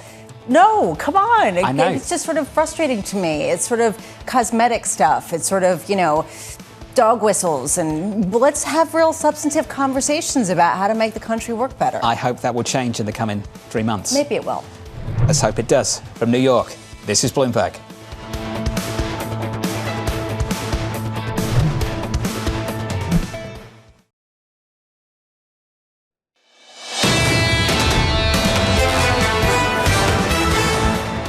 Equities look like this, pushing higher by 1% on the S&P 500. There's a rally here on the Nasdaq, up by 1.5. Lisa, I'll give you a choice of 3. The guidance from Microsoft that things re-accelerate in the second half of 25. AMD knocking it out of the park. Or the Reuters story, which I believe we've matched here at Bloomberg, that there is potentially going to be some exemptions for some of the exporters coming out of the Netherlands, South Korea and others as well, going to China for the chip makers. Well, I'm not sure exactly what policy is going to be put into effect with trade. So I don't want to basically say that that necessarily is the full driver. I would say that AMD actually was most notable. I would say that actually stands out, considering the fact that that was clearly sort of the catch-up kid for a long time. And it seems like it's catching up with orders that greatly exceeded expectations and real optimism from Lisa Su. So that, to me, almost represents something more significant than, say, something having to do with sanctions. Yeah, the guidance kind of lifting all boats from both AMD and Microsoft. NVIDIA got an upgrade as well. I'll talk about that upgrade a little bit later on the program. NVIDIA up in the pre-market nicely too. So that's the equity market. Let's turn to the bond market and sit on the 10-year. 5 consecutive sessions of lower yields on a US 10-year yield. We're down another basis point, about 0.6. Let's call it half a basis point, Lisa, 413.36. But this is the trend over the last week or so. We're down to levels we haven't seen since early March, going into this Fed decision later on this afternoon. You nailed it. You said that basically earlier when we were speaking, that frankly, this is a Goldilocks type of rate cut still being baked into the market, that you're seeing all denominations yields come down, but you're still seeing a generally less inverted curve over the past few weeks. This raises the question of, if the Fed cuts, is it going to be for the right reason? I am curious to see how they set up the rate cut that they're expected to make if they don't cut later today, which almost no one expects them to do. Yeah, we're just looking for that extra baby step. And if they are unsure about September, they've still got Jackson Hole to really firm this up and wait for more data. I want to go back to something that Mohamed El-Erian's talked about repeatedly, and I think it's a worthy conversation. He's not just talking about July, he's talking about the risk of not moving in September. And I think we have to ask the question, why are we even having that conversation? What's the risk they wouldn't move in September if they set it up today to make a move? Surely they'll go in September. And the point that he's made, and others too, I think is a valid one. He thinks this Federal Reserve has become too data point dependent, which is something now Neil Dutta has talked about as well. And there is a risk here, a real risk, that yes, they might set you up incrementally to do something in September, but they could be one fluky, hot CPI print away from backing off again and missing the window. Well, remember what happened with the ECB, that they pre-committed to a rate cut and people thought, why are you doing that? Because the data might not cooperate. And in fact, it didn't cooperate and they still went through with that rate cut. Will the Fed execute something similar, or will they say we will be dependent on those noisy prints? Very difficult to say, especially because the data has not been reliable. We have seen so many backward revisions that have been, frankly, showing a weaker economy than first released. Almost every single time we've gotten a revision, it's been downward. So I take Mohammed's point. I think a lot of people are concerned about that. Certainly, I imagine Neil Dutta would be sympathetic with that view.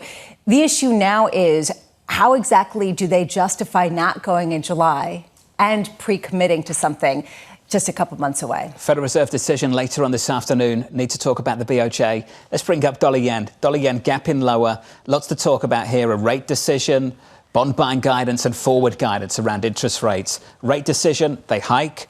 Bond buying guidance, that's set to half, going through to 2026. Forward guidance for interest rates, they're set to hike again. And this is what Evercore picked up on too, like the rest of you. There are strong signals there is more to come. Dollar yen lower to about 150 this morning. Operation Make the Yen Stronger. That seems to be what this is, because it's not necessarily in response to screaming inflation or some sort of excess that they're seeing anew in the economy. I think it's interesting here, Lisa, what replaces the Japanese bond buying if that bond buying starts to come home. The BOJ, as you know, we've talked about the JGB market and we've used the word market loosely for years because it's not much of one. The BOJ owns more than half of the JGB market, more than half of outstanding Japanese bonds. If they back away, and they've flagged it pretty strongly what's going to happen over the next 18 months or so. If they back away and that bond buying comes back home, away from spots in Europe and a little bit of US buying as well, who is going to replace that bond buying? How much more weight do we have to put on domestic buyers here in the United States? This is the main argument for why people pay attention to bond auctions in the United States, because there has been this huge Japanese bid. And it's not just government bonds, it's also credit, in particular investment grade bonds that Japanese buyers have been huge bases for. If they step back and are ending up sucking up some of the debt that they have coming out of their own country, do you have to see an increase in yield sort of de facto just to attract that much of a bigger buyer base? Can domestic buyers really take over that? That's the latest on Japan. Just getting some news on Boeing. Lisa's going to go through that. I'm just going to go through some top stories for you while we work through these headlines. Under surveillance this morning, tensions rising in the Middle East. Hamas saying Israel killed its political leader in an airstrike on Iran's capital. Iran's supreme leader saying Israel should prepare for severe punishment in response. In response to that, we're seeing a rally in crude on both Brent and WTI. Brent and WTI, as you know, over the last few weeks has been declining, but that's bouncing off the back of some of these strikes in the last 24 hours. We talked briefly about Microsoft. Let's give you a recap. Dropping in the pre-market after the company delivered disappointing results. Fourth quarter cloud revenue missing expectations, testing the patience of some investors anxious to see investments in AI pay off. After the bout today, we get Mag 7 earnings continuing with Meta. It's worth saying that for Microsoft, yes, they missed on cloud revenue. Yes, it was a bit softer compared to where we were last quarter. And yes, it will continue this quarter. But the guidance is as follows, that in the second half of fiscal 25 for this company, things start to accelerate again. And the contribution from AI is picking up as well. So things are getting better. I think for the Dan Ives, Wedbush crowd, the bulls around this story, they're still bullish this morning, even with this pullback on Microsoft by 3.6%. A third and final story for you before we get to Boeing. Sources telling Bloomberg the Biden administration is planning to exempt chip equipment makers from Japan and the Netherlands from upcoming export restrictions in China. Adding that the plans are fluid and might still change. We've got shares of ASML and Tokyo Electron jumping on the news. Tokyo Electron up by 7.4%, ASML up by 5.5%. I promised you an update on Boeing. And Lisa, we've got a name to replace Dave Calhoun. Kelly Ortberg. He is the CEO who is replacing Dave Calhoun. He is a retired veteran of the aviation industry. Basically, currently, he is an engineer who rose through the ranks to become CEO at Rockwell Collins. That is an aviation supplier that's now part of RTX Corp. Either way, it seems like shares are gaining on the name. We actually have someone who is going to replace Calhoun after a series of incidents that has left Boeing very much flat on its back in terms of its current position. It came out with second quarter revenue below estimates, $16.9 billion versus the estimate of $17.5 billion. Talks about increasing debt more than expected and continuing to issue debt. This is the issue, though, that I think is giving some optimism. There is a backlog that includes over 5,400 commercial airplanes. The demand is still there. It's just a matter of how they can get it back up and running without some of the kinks and the challenges that they've been seeing over the past few years. Important difference here, Kelly, and not Larry, right? Because for a while it was Larry Culp, and now it's not. Well, Larry Culp said that he had 101% surety that he was not going to be CEO at Boeing and that he was very happy where he was. We do have a name. We are going to be exploring who that person is. There is a sense, though, that they are moving forward. The fact that they had that uncertainty hanging over them, I think every analyst who came on said, it raised a question, how far along are they in terms of assessing what they need to do? That's the latest on Boeing. The stock is up by 2.3% in the pre-market, pushing 3% higher as I speak. Much more on that still to come. Elsewhere, Treasuries rising ahead of today's Fed decision. Leslie Falconio of UBS writing this. The market once again appears to be getting ahead of itself. While we anticipate a terminal rate of around 3.5%, the market is pricing in 3 cuts in 24 and over 4 in 25. We would not add duration at this level. Leslie joins us now for more. Leslie, just breathe some life into that. Build that out just a little bit more. Why do you think this market's getting ahead of itself? What do you see that you think others should be looking at a little bit more closely? Well, I mean, I think in typical fashion, I mean, the fixed income market is forward-looking and the Fed is backward-looking. So when we think about what's happened in terms of inflation coming down, the labor market loosening, and, the belief, and we believe this as well, that the Fed will focus on more of a dual mandate, the cut is coming, and we believe it will in September. But because, we've started to see some weakening in the data, and again, we believe the data will be weaker, not weak, the fixed income market has a tendency to get a little bit ahead of itself. So now it's already pricing in, close to that terminal rate of 3.5. It's assuming the Fed's going to cut 3 times in, 2024. And there was a point in time that it actually was pricing in the potential of a 50 basis point cut. Now, we don't see in the data, and we do believe in soft landing, we don't see in the data any reason why there should be any type of emergency cuts, particularly after what we saw at GDP, after retail sales, or there needs to be a 50 basis point cut right now. I mean, maybe a year from now, maybe if they hold off a little bit too long, you have to see those kind of emergency cuts. But again, the market has a tendency to get ahead of itself. Then sure enough, it reassesses, it reprices, and then yields move higher. I'm going to sound like an auctioneer, but you don't like 10s at 410. Do you like them at 425, 450, 475? What kind of numbers, Leslie, are you looking for? Yeah, we are definitely the buy the dip mentality. We have been the buy the dip mentality. I mean, the 10-year's actually been in a range of 4 and 4.5 for a very long time.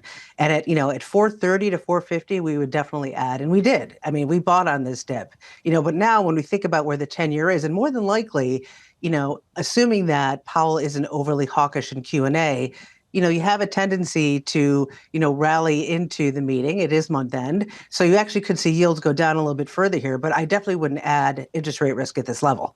Leslie, there's a question about the why. Is this inflationary pressure that's currently in the system, or do you think that the 2 non-recessionary rate cuts that you're expecting for this year will allow inflation to kind of simmer at a higher level for longer, that will kind of get people's attention and realize, this kind of puts a floor under how low the Fed can cut rates to? Well, listen, I think we have to keep things in perspective. We're talking about a Fed fund rate that's been at 533 for about a year.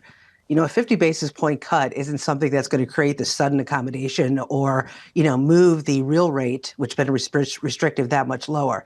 I do think it's preemptive because we are seeing this loosening in the labor market. And we do believe that inflation will continue to trend lower, given that, the nuances that we've seen in OER. We do expect those to come down. But I don't think that, a 50 basis point sort of insurance cut is something that's going to be incredibly stimulative to the economy. How much do you think that this kind of Goldilocks environment with non-recessionary rate cuts keeps supporting credit, given how far the rally has gone, given the fact that the commentary from companies has really highlighted consumers are pushing back, they're not accepting prices, and they're restricting some of their spending? Yeah, I mean, I agree with you. I mean, there's definitely, when it comes to, consumer spending, they're definitely being more selective. And I have to say, I mean, when we look at lower quality credit, things like high yield, the lack of volatility in that sector is a bit concerning, in my opinion. I mean, it's moved 40 basis points, from high to low in the past, say, 5 months. That's the lowest that we've seen since 2006. And not only that, we have a lot of investors continuously going into that lower quality sector, not the triple C side, because that's been lagging, but even things like a B to a double B is incredibly tight.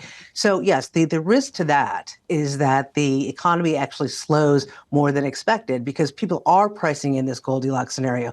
Now, when you think about historically, when we have these sort of shallow cuts, right, when the few times in history where the Fed has been cutting without a recession, normally what happens is that spreads going forward stay fairly range bound, or they widen about 40 basis points. There's nothing that is, a big, headwind to total return, but there's no question, the relative value within fixed income on a spread perspective is scarce, but it's yield and it's interest rate risk that really dominates total return. But that's why we like the higher quality, because we just don't think you're being compensated enough for lower quality. This is what Amanda Lynham essentially said from BlackRock a little bit earlier this week. Leslie, appreciate the perspective. Thank you. Leslie Falconio there of UBS. Credit spreads are still tight. They've been gapping just a little bit wider over the last few days, but high yield spreads, Lisa, still in at around 310 basis points. Historically, as you know, better than most. That's still pretty tight. Yeah, and especially at the higher end of high yield. I think that this is actually important, and it sounds like parsing hairs. It's not. That the higher end, higher quality high yield bonds, if you will, have been doing phenomenally well because those companies are stronger than they used to be. The lower quality ones are seeing a much harder time borrowing money. There is definitely a discernment by investors in terms of the companies that can make it and those that can't. And that's the latest on fixed income. Need to get you some corporate news, including an update on the latest with Boeing. With your Bloomberg brief, here's Danny Berger. Hey, Danny. Hey, John. Starting with politics, Vice President Harris is focusing her campaign on the issue that Donald Trump has been looking to use against her, border security. At a rally in Atlanta, Georgia, Harris said the former president helped tank a bipartisan bill in Congress earlier this year. Harris is planning to tour 7 battleground states next week with her new running mate. She hasn't picked one yet, but a source tells Bloomberg News that she is going to do interviews this week. Harris's VP shortlist is said to include Pennsylvania Governor Josh Shapiro, Minnesota Governor Tim Walz, and Arizona Senator Mark Kelly. NBC Universal says ad revenue for the Paris Olympics has surpassed the record $1.25 billion sold for Tokyo's 2020 games. A person familiar with the company's ad spending tells Bloomberg that strong ratings have translated into greater demand for the unsold inventory that NBC brought into the games. Primetime viewership so far has averaged 33.8 million viewers. That's up 77% from Tokyo, likely due to favorable U.S. time zones. And let's get you those Boeing breaking lines you mentioned, John. Boeing shares rising 3.3% after it announced industry veteran Kelly Ortberg as its new president and CEO. He will replace Dave Calhoun, who announced he's stepping down at the end of the year. Ortberg ran one of Boeing's biggest suppliers, Rockwell Collins, until 2018 when it merged with RTX. He then acted as an advisor to the RTX CEO before retiring in 2021. Boeing also reported its earnings in the release, saying that revenue in the second quarter fell short of estimates. And that's your brief, John. Danny, thank you. Stock is higher by a little more than 3% in early trading. Up next on this program, chip makers getting a boost. What's the one thing that could spoil the AI party? It's not Fed, it's not valuation. It's about restrictions. It's about basically like what we see on tariffs and ultimately this U.S.-China cold tech war that's playing out. We'll get you the latest reports up next from New York. You're watching Bloomberg TV.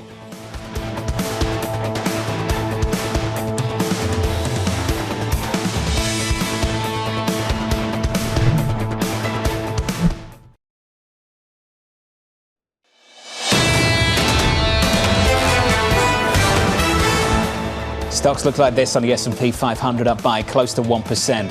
The rally continues through this morning. Yields are lower by a single basis point. This is a fifth session that the 10-year Treasury has been rallying and yields have been dropping. We're down by almost 2 now, 412.39 on the US 10-year. Under surveillance this morning, chip makers getting a boost. What's the one thing that could spoil the AI party? It's not Fed, it's not valuation. It's about restrictions. It's about basically like what we see on tariffs and ultimately this U.S.-China cold tech war that's playing out. Just keeping that tightrope where you want to sound tough and obviously in terms of what's playing out, very significant for ASML. That balancing act continues. So here's the latest. This is what we've heard this morning. Sources telling Bloomberg the United States is preparing to exclude semiconductor equipment makers in the Netherlands and Japan from restrictions targeting China. Shares of ASML and Tokyo Electron are higher. The potential carve-out leaving room for them to keep selling to China. Bloomberg's Mike Shepard joins us now for more. Shep, let's talk about that balancing act. What are we hearing here at Bloomberg and what are we expecting from the administration? A balancing act is a great way to put it because the administration and members of Congress are under such pressure from their constituents around the country to get tough on China, to make sure that the world's second largest economy doesn't make too many leaps when it comes to advanced technology, and that includes semiconductors. Part of the concern, naturally, is economic competition, but there's another underlying concern about national security. So we've seen the administration unfurl over the past few years a series of increasingly tough export restrictions, and it's been preparing to invoke this kind of wonky sounding rule called the Foreign Direct Product Rule. It sounds innocuous, but it is one of the harshest trade measures out there. And what it means is that restrictions could apply even if a product is made overseas, made by a foreign flag company. Restrictions could still apply if a certain amount of technology in that good is U.S. origin or comes from the U.S. So it just gives you a sense of the heightening scale. So what we're seeing now is there is a carve-out in the works for Japanese and Dutch companies. And that's a big deal, especially for Tokyo Electron and ASML. They are two of the biggest makers in the world of advanced machinery used to make chips. Shep, I just want to understand, and forgive me for being blunt, are we here this morning because the Japanese and the Dutch just turned around to the Americans and said, no, you're not doing that? That's blunt is maybe a good way to describe how you characterize it, but I don't think it's off. The Japanese and the Dutch have been expressing a lot of concern to their American counterparts about the impact potentially of this kind of a measure, not only in their companies, but on their country's relations with China. If they had adopted this, that would not only hurt the ability of ASML and Tokyo Electron to sell their goods, their machinery, into the world's largest market, the consumer market, that is, for chips. China is building so many chip plants and trying to produce for its own electronics industry. It is the world's second largest economy. But also, if the Netherlands and Japan had gone along, it would put them in bad stead with Beijing and really maybe subject them to some sort of retaliation from China as well. Mike, can we actually, though, look at this potential loosening in the restriction as allowing the likes of ASML to just sell to Beijing freely?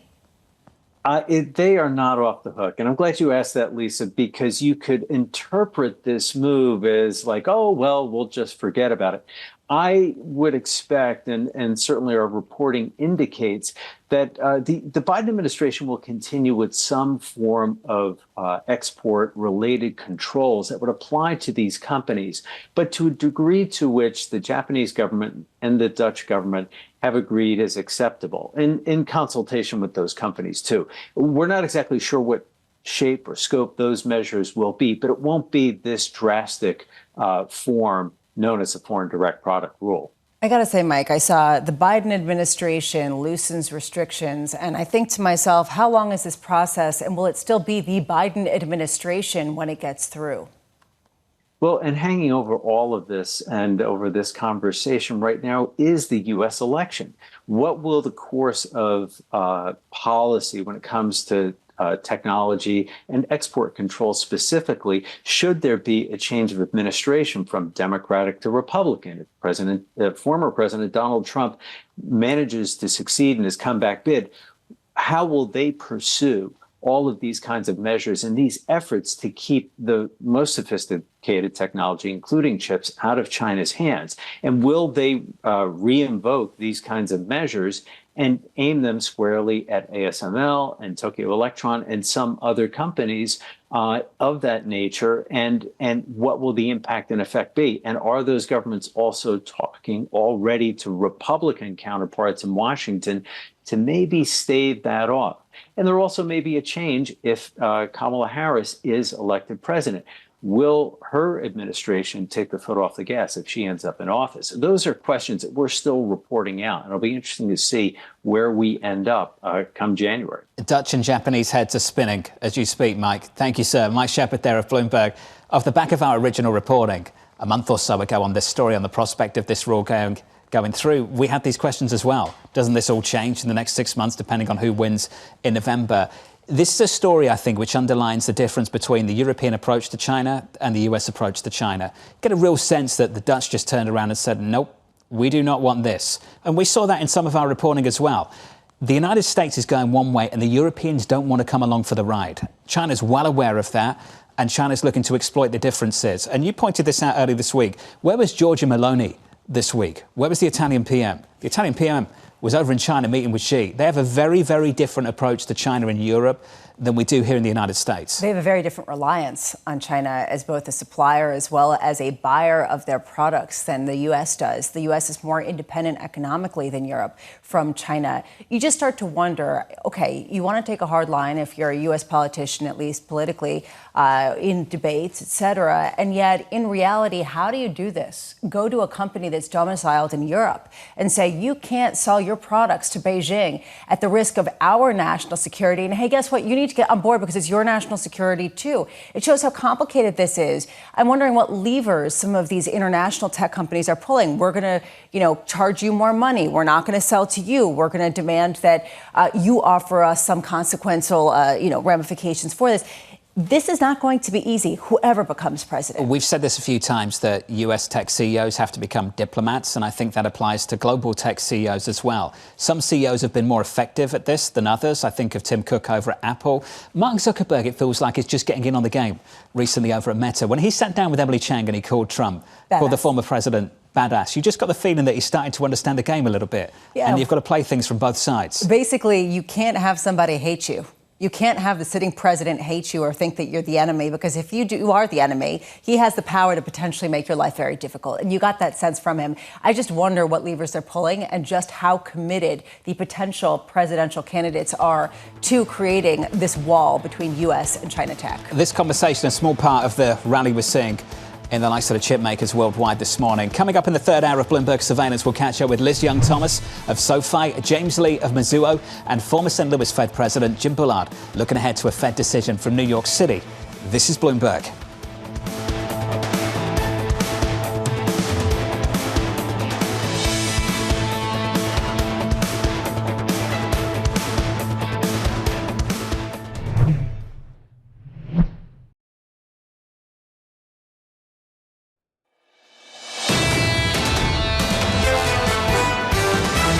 I can understand why the Fed has been so cautious after the whole transitory fiasco, but I think I'm getting close to the point where I think they're too late now. They'll keep on saying 2% is our target. We'll get there when we get there. Really? You're going to wait till something goes wrong before you start cutting rates? Isn't that too late? It's time now to move to a less restrictive policy stance. I think rate cuts are definitely coming. I just think that at this point, there's not a really strong case for waiting. This is Bloomberg Surveillance with Jonathan Ferro, Lisa Abramowitz, and Anne-Marie Hordern. That was a chorus of calls to cut interest rates right now, today, at the Federal Reserve. And that's exactly what you won't get a little bit later, according to most economists on Wall Street. From New York City, welcome to the program. The third hour of Bloomberg Surveillance starts right now. A flavor of the price action, a rally, a pickup, a bounce, if you will, on the S&P 500, the NASDAQ, the Russell. On the NASDAQ 100, higher by 1.6%. We'll talk a lot about the tech earnings through this morning, but I want to start with the day ahead. Your day ahead looks like this. So in about 15 minutes' time, we get the ADP jobs report before claims tomorrow and payrolls after that. And then later on this afternoon, a Fed decision. 30 minutes later, a news conference with Chairman Powell. And if that wasn't enough, more earnings for you. After the close, Lisa, Meta just around the corner. We should really sit on the Fed for a minute, because we've kind of put that on the back burner because there's been so much else going on. And frankly, because people are sick of talking about just the baby step that they're about to take. How do you parse through a slowdown that isn't necessarily leading to some sort of recessionary environment? I will just put this in for perspective. We now fully have a rate cut priced in for September. We now have two rate cuts fully priced in by the year of the end, more than that actually. And then it goes to pretty much rate cuts at almost every meeting or every month. This is a market that is expecting both a very accommodative Fed over the next year, 2 years, at the same time that growth is expected to hold up. Square that circle. There's one quote that stuck with me all week, and it came from Andrew Hollenhorst City. He said the labour market's on the edge of uncomfortable. And it's the Federal Reserve's evolving characterization of the risks evolving in the labour market that I think is front and centre going into this news conference. We've got a jobs report on Friday, and we joked with Michael McKee earlier this week that if we could have the sequence switched around, it would probably be better. If we could have payrolls today and a Federal Reserve decision on Friday, that would be a lot more helpful. We need to understand, are we seeing real cracks in this labour market? Are we seeing reasons to have real concern? Or do we agree with the Bank of America, Michael Gapins of this world, that things are cooling, but they're not cool? You know, this just added to the uncertainty around the JOLTS report that we got yesterday and consumer confidence. On the face of it, they came in better than expected, at least the headline. Again, I thought, oh, wow, this sort of goes against this weakening trend. Pretty much everyone who wrote a note about these two reports said that it highlights the weakness in the labor market. People are concerned about not being able to get jobs. You could see that in the surveys. You could see that measures of job openings relative to the population, relative to unemployed, coming down to pre-pandemic levels. And the pace of it was what got a lot of people's attention. This is not just one point on a linear trajectory. That's not how this works. There's two things that jump out. Hiring. A company's hiring at the same rate. The chart looks like this. The other one. Do people have the confidence to quit their jobs and find a new one? The quits rate. The chart looks like this. Now, some people might say that's just the process of normalization coming out of the pandemic. Other people might point out that things are going to be a whole lot worse than that. You point to the speed, the pace at which this is happening, and this is exactly what Torsten Slok of Apollo has been talking about as well. If the economy starts slowing down, the speed of the slowdown becomes essential. A faster slowdown would have negative implications for earnings and increase the probability of a sell-off in stock markets and credit markets. It's pace and the why. And the why is the other thing we have to explore this hour as well. If they're reducing interest rates in September, is it just because of the disinflation? Or are we starting to see bigger cracks emerge in the labour market? Where are we? in about 2 months' time. And that dictates whether these are rate cuts that are good for risk assets or rate cuts that are against the backdrop that is bad for risk assets. Exactly what you laid out was the reason why Emily Roland is frustrated beyond all belief and seems to have had a very frustrating July, having been underweight small cap stocks, because all of this doesn't scream go into cyclical names that are going to be most leveraged to an economy that's slowing down. This screams that the balance of risks really is that you're going to see companies have to lay people off and then deal with consumer spending that's coming down more significantly. Doesn't scream more leveraged companies to me. At the same time, that's what we've seen in markets that are priced to that soft landing. And that, I think, is what we need to explore, is just ultimately, has the market overpriced the soft landing narrative or underpriced the resilience of an economy that keeps chugging along? It's not just present company. It's super easy right now to get somewhat bearish, right? You listen to the companies. It's not just about Lisa. You listen to the corporate communication, the guidance you're getting. If they're telling you that essentially sales are slowing, if they're telling you that they're losing pricing power, a corporation needs to protect its margins. So what's the next lever to pull? It's costs, it's labor, potentially. And that's what I think we're all looking for in the months to come. And we hope it doesn't happen. But based on what they're telling us at the moment, you can certainly see things moving in that direction. Yesterday, and this isn't really related to necessarily cost reductions, but Intel laying off thousands of people in part to redirect some of its strategy. You're seeing consumer discretionary spending really pull back and companies saying we're looking for cost-cutting measures. At a certain point, how many idiosyncratic stories does it take to make up a light bulb, right? I mean, how many times do we have to hear this before suddenly that does change the narrative? Futures, though, this morning, pretty decent. Everything's OK. OK, we'll get you the bullish view as well. This sounds so bearish this morning, starting this hour. Forgive us. Equity futures right now on the S&P are positive. We're up by 1% on the S&P 500. In the bond market, we rally for a fifth consecutive down. A 10-year Treasury yield to lower again by almost a basis point, 413.16 on a US 10-year. Coming up this hour, we'll catch up with Liz Young-Thomas of SoFi as stocks look to stage a relief rally. James Lee of Mizuho on why Meta is well positioned for AI growth, and former St. Louis Fed President Jim Bullard as the FOMC is set to hold rates steady this afternoon. We begin with our top story. Stocks rebounding ahead of the Fed decision later on. Markets expecting officials to hold rates steady but set up a dovish pivot. Liz Young-Thomas of SoFi saying this: there's still room for stocks to rally as rate cuts begin. More cuts will be priced in before year end. Cuts are not a bullish economic signal. Small caps will lose steam as data cools. Liz joins us for more. Liz, I want to pick up on that last piece of the quote. I think it's so important. The limits of getting bullish on rate cuts alone, how big, how prominent, how strong are those limits?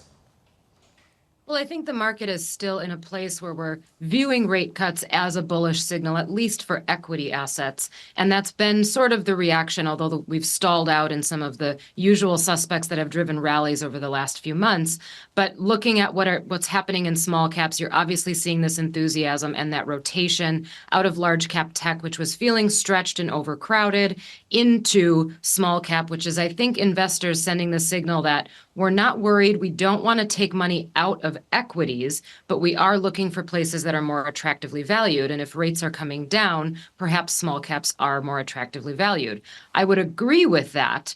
But it was a point, I think Lisa made this point earlier, that if we are plowing money into small cap stocks, the idea would be that we're in some sort of broad economic expansion. But we know that economic growth is slowing, the labor market is cooling, inflation is coming down, which has all the markings of late cycle behavior. That's not usually when small cap stocks start to rally and stay rallying. So I would be careful here putting too many eggs in that small cap basket. At the same time, you do expect stocks to rally. So it raises this issue of, okay, are we essentially looking right now at the idea of tech reclaiming its dominance as it had over the past couple of years until a couple of weeks ago to continue powering a market that otherwise, underneath the hood, continues with some of the weakest parts continuing to weaken? In other words, a reversal back to what we saw earlier this year.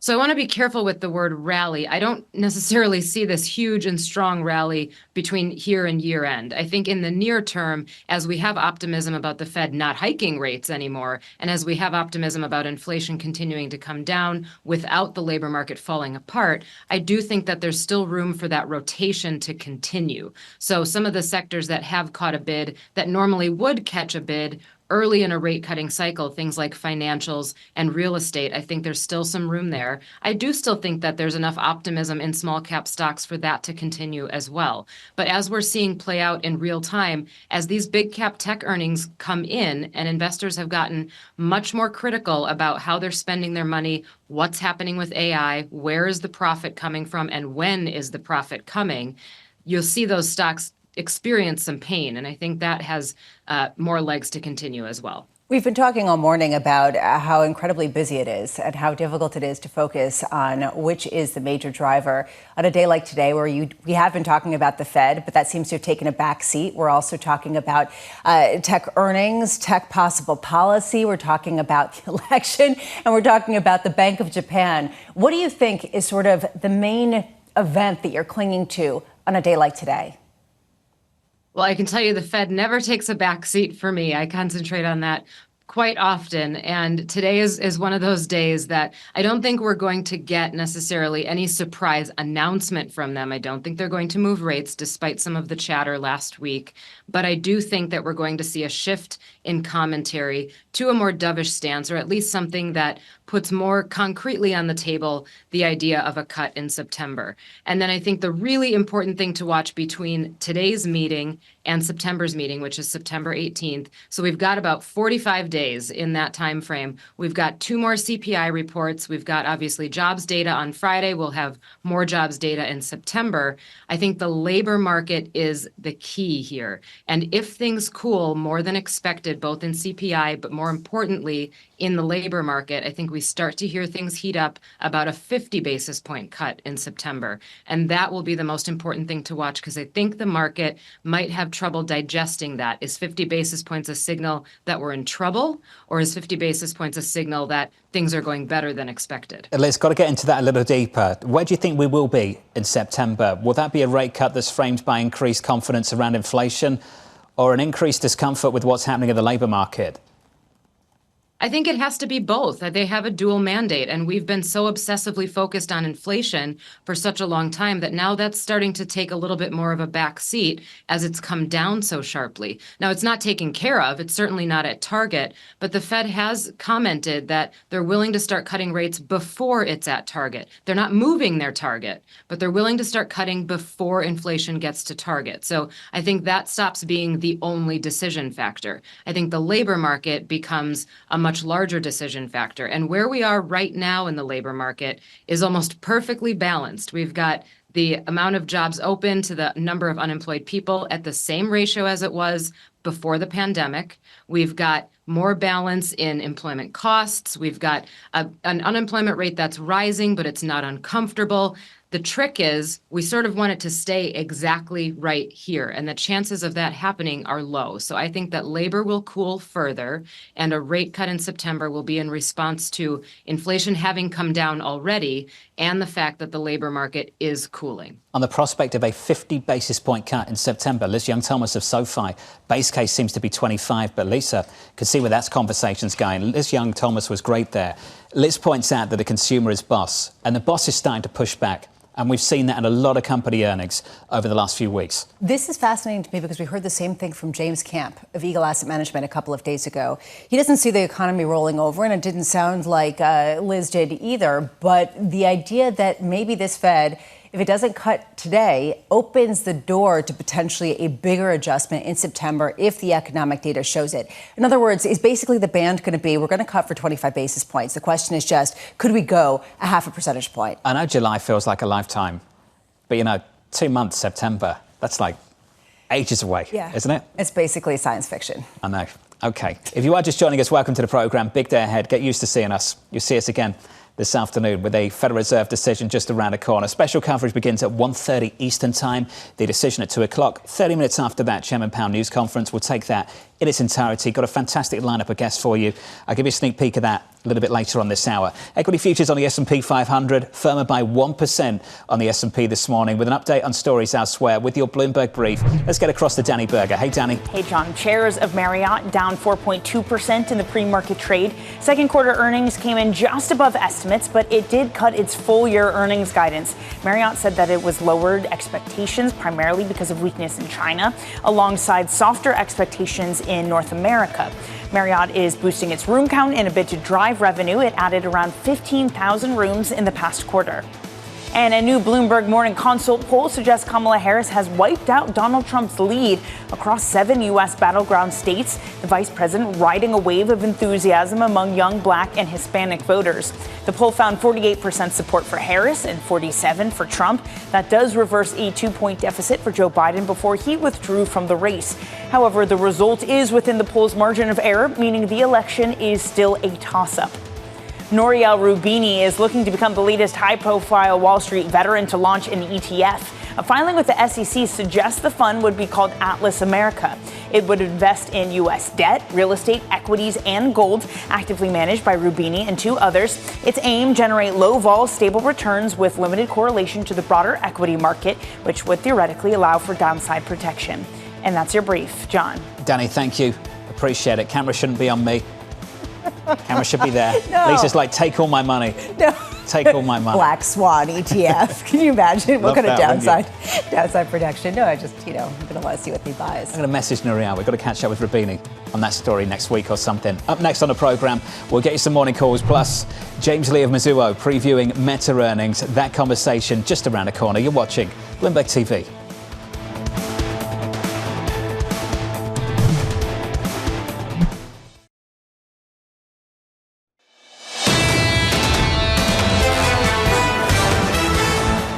Just got the ADP report just a moment ago. With that number, let's cross over to Mike McKee. Good morning, Mike. Good morning, and we've got a kind of a weak labor indicator, the kind that you were talking about just a short time ago, as ADP reports just 122,000 jobs created in June, at least according to their methodology, in July, rather, according to their methodology. They say most of the jobs were in the construction area, along with some in retail, but very disappointing service industry numbers there, only 85,000 in service industry jobs. Pay rose 4.8% for those who are in the same jobs. That's the lowest level in 3 years. So to the extent that ADP is seen as any kind of indicator, it is going to push down on people's estimates for what we're going to get on Friday, and it gives the Fed something to think about. Mike McKee, thank you, sir. And now we're going to touch base with you in about 12 minutes, so we'll catch up again in just a moment. 122 on ADP. The estimate in our survey, 150. Looking ahead to Friday. For the payrolls report, a sneak peek, a preview, if you will, an estimate from our survey. The median estimate, 175 for Friday payrolls. The previous number, 206. Let's get to some of the price action and start with equity futures. On the S&P 500, on the Nasdaq, on the Russell, there is a lift here across the board. On the S&P, up by something like 1%. The Nasdaq 100 now higher by almost 2 full percentage points, up by 1.8%. That's the equity market. Let's get you some morning calls. First up, TD Cowen downgrading McDonald's to hold with a 280 price target. The analyst noting disappointing earnings and weaker second half guidance. We're down there by 0.5%. Your second call from Evercore, maintaining its outperform rating and $500 price target on Microsoft. The analyst highlighting the durability of Microsoft's business model and growth catalysts like AI on the horizon. That stock is still down by 2.2%. And finally, Morgan Stanley renaming NVIDIA as its top pick in the semi space. Analysts pointing to an attractive valuation and entry point ahead of its earnings report next month. That stock is higher in early trading by more than 7%. Going into the opening bell. Looking ahead to Meta earnings this afternoon, James Lee of Mizuho sticking with an outperform rating and 575 price target, saying the tech giant is well positioned for AI growth thanks to its app-integrated, user-driven approach. James joins us now for more. James, thanks for touching base with us here at Bloomberg. You said the setup into the print was good. Can you build that out? What do you like about the setup into earnings later? Great. Thanks for having me. Based on ad agency checks, the quarter is actually tracking but modestly ahead of expectation. And consensus for 3Q is actually reasonable compared to historical trends. In addition, we see drivers to support the second half of this year, including political advertising, the Olympics, improved monetization of Reels, and the Amazon integration into Facebook Shops. So we think the bigger debate into the quarter is actually CapEx, which could actually increase for this year. The company is currently guiding for 33% growth at the midpoint. We think it could go as high as 50% due to AI investment. However, we believe the company has enough financial flexibility to manage that margin dilution risk by lowering its OPEX growth. Keep in mind, the company guided about 14% increase in OPEX, and most of that's headcount, so they have a lot of flexibility in terms of managing that process. So we like the stock into the quarter. James, just to build on the CapEx story, if they ramp that up, how forgiving do you think investors are going to be based on the experience of Alphabet over the last week or so? Yeah, a good question. It's a function of how much they can lower OPEX in terms of manage that margin. Of course, when you increase CapEx, you're also increasing depreciation, which puts your margins at risk. And since the company has a lot of flexibility, keep in mind the OPEX really high at 14%. And our understanding is that most of that OPEX growth is really coming from headcount. So they have a lot of flexibility to bring it down. So our scenario analysis is interesting, shows that even if the CapEx goes up by 50%, all they have to do is bring the OPEX down by 1 point to neutralize that margin risk. So from that perspective, we feel very comfortable into the quarter. It wasn't that long ago that Meta was penalized heavily for spending on the metaverse and on all sorts of projects that a lot of people thought weren't necessarily profitable. And the way that they led their shares to rally so much was to pare back. What we saw with Google was that they were penalized for basically going back to their bread and butter, for really being an advertising and search company. Will Meta face the same kind of penalty for really being an advertising company and not necessarily looking to that next driver of growth? Yeah, fair point. I think part of the reason that investors did not really like Google's quarter, besides the CapEx issue a little bit, the secondary issue was a weakness in YouTube, because coming into the quarter, I think tracking for YouTube was pretty strong. And the company did not provide a lot of reasons on the weakness of YouTube other than top comp on Asian-based advertisers. And from Facebook's perspective, from Meta's perspective, we feel pretty comfortable with the advertising tracking into the quarter number one. And when we think about AI investments, we see three distinct opportunities that should have meaningful upside to the company. One will be WhatsApp. If you think about WhatsApp right now, it's making about $2 revenue per user. If you look at internationally for Meta user, it's $20. If WhatsApp can get to international level of revenue per user, they could increase their revenue base by 30%. It's all AI driven. And number two, they could unlock additional ad spending by automating some of the creative process of advertising. Now, when we talk to agencies in general, video production is about 30% of the total advertising costs. Now, using Gen AI and prompt engineering, they could automate the entire process, saving a lot of money for advertisers, which can unlock additional spending onto the platform. So these are the two major areas where AI can unlock significant amount of revenues for Meta. I don't think I'm prepared for this next era. When we see someone on TV or we see someone on an advertisement, we're not sure whether they're actually real. James, just want to finish up. You mentioned China, and that is a significant part of revenue just in terms of buying advertising.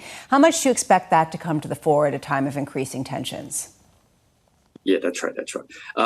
What the company has said for Meta specifically is they are expecting a tougher comp from Chinese-based advertisers. What they have said is about 6% of the revenue from last year was from Chinese-based advertisers. And from that perspective, they do believe, number one, comp's going to be a little bit tough. Number two, they do expect that there's going to be a shifting of advertising or Chinese-based advertisers away from the U.S. And that's already contemplated into the guidance for 2Q. And it seems like it's already baked in for consensus for 3Q. Hey, James, we've got to leave it there. Appreciate the update. James Lee there of Mizuho. The stock is positive by about 0.5% in early trading. In the pre-market up by 0.7%. Question around China always amuses me when it comes to Facebook. The business is not in China, but they rely a lot on Chinese business. Does that make sense? Yeah, the Chinese companies and entities buy a lot of advertising, so they're a huge driver of revenue. And frankly, they can still sell goods in the United States. And from everything we've been hearing, in particular from Peter Scheer, they want to do more of that. So that's a huge source of revenue. How do they deal with that ambassadorship? It's a challenge. Let's put it that way. Coming up next on the programme, we'll break this down for you. We will get the Treasury refunding details. Mike McKee's going to bring that to you in just a moment. As we look ahead to the Federal Reserve decision later on this afternoon, we'll catch up with this man right here. Looking forward to this, the former St. Louis Fed President, Jim Bullard, just around the corner. From New York City, futures are positive from New York. This is Bloomberg.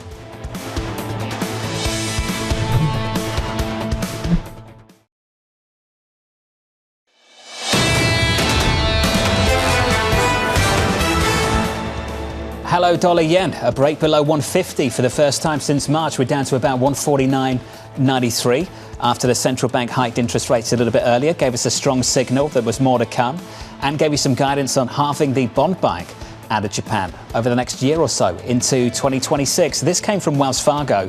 They say the drawdown in dollar yen is likely mostly done for now, barring a weak jobs report, particularly one that shows the unemployment rate back to 4.2%. Or with headline payroll gains well below 100K, we expect dollar yen will find its footing around or just below 150. That's the latest on the FX market. I want to turn to the bond market and just go through where yields are currently and then get some headlines for you in just a moment. Yields are down by 2 basis points on a 10-year. We're back to about 412. At the front end of the curve on a 2-year, we're down 2 basis points to 433.78. About 15 minutes ago, we had a weaker than expected ADP report with some details on the Treasury market and a little bit more detail around the labour market as well. Let's get across to Mike McKee for more. Hey, Mike. Good morning, John and Elisa. Very quickly, the employment cost index, the Fed's favorite measure of prices for labor, comes in a little bit weaker than anticipated at 0.9% gain for the second quarter. That is less than the 1% anticipated and 1.2% in the first quarter. Wages and salaries up 4.2% over the past 12-month period. And for civilian workers, private industry workers, 4.1%. So a definite ease in compensation costs, something else the Fed's looking for. Now, let's take a look at those refunding numbers and a little bit of the controversy around the use of Treasury bills. $125 billion is going to be offered to refund about $111 billion in maturing notes and raising only $14 billion in new cash. Treasury says it will modestly increase bill auction sizes next week, then cut back in September when corporate taxes are paid. They will start to increase them again in October. Treasury does not anticipate increasing coupon auction sizes over the next few quarters, which is what they've been saying for the past couple of quarters as well. 3-year note, $58 billion, 10-year note, $42 billion. The 30-year bond, $25 billion. That's over the next couple of weeks. This will be the first auctions for those notes, those brand new notes next week.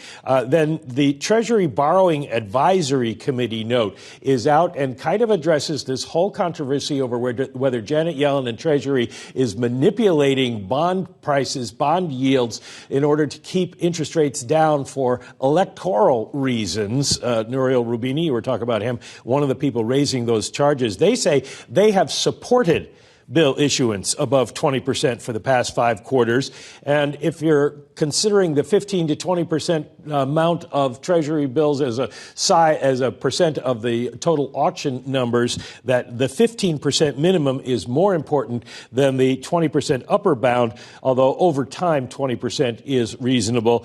And the Treasury Borrowing Advisory Committee, which is the fixed income people from all over Wall Street, says Treasury does need flexibility. They don't mention the controversy itself, but it does look like they are supporting what the Treasury finance people are doing. Mike, it seems like the Treasury Department is trying to make this a non-story, and they're doing a very good job of trying to make the Treasury auctions on sort of the back burner of the broader news flow to not necessarily disrupt whatever else is on the agenda, which is the reason why employment cost index really caught my attention. The fact that it came in below the expectation and significantly below, 0.3%, below where it was the prior reading, raises some questions about the consistency of which we've seen all labor market metrics showing deterioration. Mike, can you talk about that kind of trend and whether you expect that to kind of color the conversation more directly later today? Well, it will color the conversation, and you can bet that all of the Fed Bank presidents and governors will be reporting that what they've seen is a slowing labor market in line with the fall in inflation, and that moves them closer, we hope, to confidence in rate cuts. But the problem here is employment cost index is once a quarter, and the ADP is not necessarily as reliable as the non-farm payrolls numbers. So it's probably not enough for them to hang a rate cut on right now, but it will tell them they are going in the right direction. And it would be hard to say you don't have a lot of increased confidence in the idea of inflation coming down and the ability to cut rates ahead. So I think we probably get a strong hint that that's coming. Michael McKee, we've got Jim Bullard in just a second. Any questions for Jim? I can throw him into the conversation in just a moment. Well, I think the biggest question for the Fed is, are they behind the curve now? You were just talking a little bit ago about the idea that the Fed may be letting unemployment get away from itself. And that's going to be a question that the Fed is going to have to be asking. Is unemployment going to fall apart quickly? And the numbers today don't say fall apart, but they do say that we're seeing a significant slowdown. Looking forward to your coverage, sir, a little bit later, 2 p.m. Eastern Time. Mike McKee breaking down the Fed decision from Washington, D.C., inside the Federal Reserve building. 30 minutes after that, Mike's going to be in that news conference with Chairman Powell, and we'll take those questions and those answers in its entirety right here on Bloomberg Television. Just want to reset and give you a flavour of the price action going into the opening bell in less than 1 hour from now. Equity futures pushing higher on the S&P 500 by more than 1%. 2% higher on the Nasdaq 100. In the bond market, the rally continues for a fifth consecutive session on a 10-year, the longest winning streak since early June. Yields are lower by 3 basis points this morning, down to 4.11, levels we haven't seen since early March. If you switch up the board and finish on dollar yen breaking below 150 for the first time since March, very briefly. Just above that level right now, 150.07. That currency pair is negative 1.8%. We've had the guidance from the BOJ. We've had the rate hike from the BOJ. You should expect more. And the bar for more, based on what we heard from Governor Ueda, Lisa, the bar for more is quite low. It doesn't seem like it's necessarily hinged to a dramatic economic acceleration, because that's not what you've seen. Instead, this is the reason why people are talking about the idea of yen support as the main driver. I will just say, we need to put into perspective. They had negative rates for a long time. We're talking about 0.25% being the highest since 2008. 0.25%. We're talking about 5.25 to 5.5% in the United States. This is a completely different regime that is suddenly realizing that the weaker yen is actually hurting confidence and hurting some of the cost of living issues a lot of people are facing. The bulk of that move on dollar yen right now, the bulk of it, is off the Bank of Japan story. Just that little last leg in the last 10 minutes or so, last 20 minutes off the back of the labour market data in America, just a little bit softer than expected. I said Michael McKee would be in the room a little bit later. Let's talk to a man who's been in the actual room making the decision many times before over the years. Joining us now is Jim Bullard, the Dean of the Mitchell E. Daniels Jr. School of Business at Purdue University and the former St. Louis Fed President. Jim, it's wonderful to catch up with you, sir. Once again, a timely conversation. You have lived this repeatedly, and you've experienced the calls coming from outside the building, beyond the FOMC, to do something. And we've heard plenty of those calls. You've seen them too. From the likes of Alan Blinder, from the likes of Bill Dudley, from Mohammed Al-Arian saying this Federal Reserve needs to get a move on. I want to pick up on the last one. Mohammed Al-Arian, the point that he's made is a similar one that you've made, Jim, is that this Federal Reserve seems to have become more data point dependent and not data dependent. Can you just explain the distinction and the importance between the two? Yeah, I think if you say you're waiting to the next meeting because you want to see some data between now and the next meeting, that makes markets wonder, okay, well, what is it that could derail a rate cut between now and the next meeting? If you do react to that data, then that's kind of data point dependence. And I think that's what Mohammed Al-Arian has been talking about.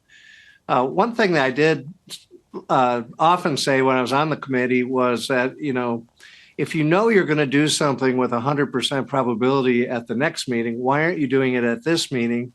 And I think that often gets the committee into a little bit of hot water because sometimes the data don't cooperate between this meeting and the next meeting. So It can be managed, but it's kind of a committee dynamic that's been on and off over the last decade or more. This is the reason why many people, including Mohamed El-Erian, say the Fed probably is not going to cut rates today by 25 basis points, even if there is a consensus that they're going to in September, because they haven't telegraphed it and it would disrupt markets, saying what do they now think that they didn't think at the last meeting. However, Liz Young, we were also talking to James Camp of Eagle Asset Management. They're suggesting the Fed could set up a 50 basis point rate cut in September. Are you sympathetic with that?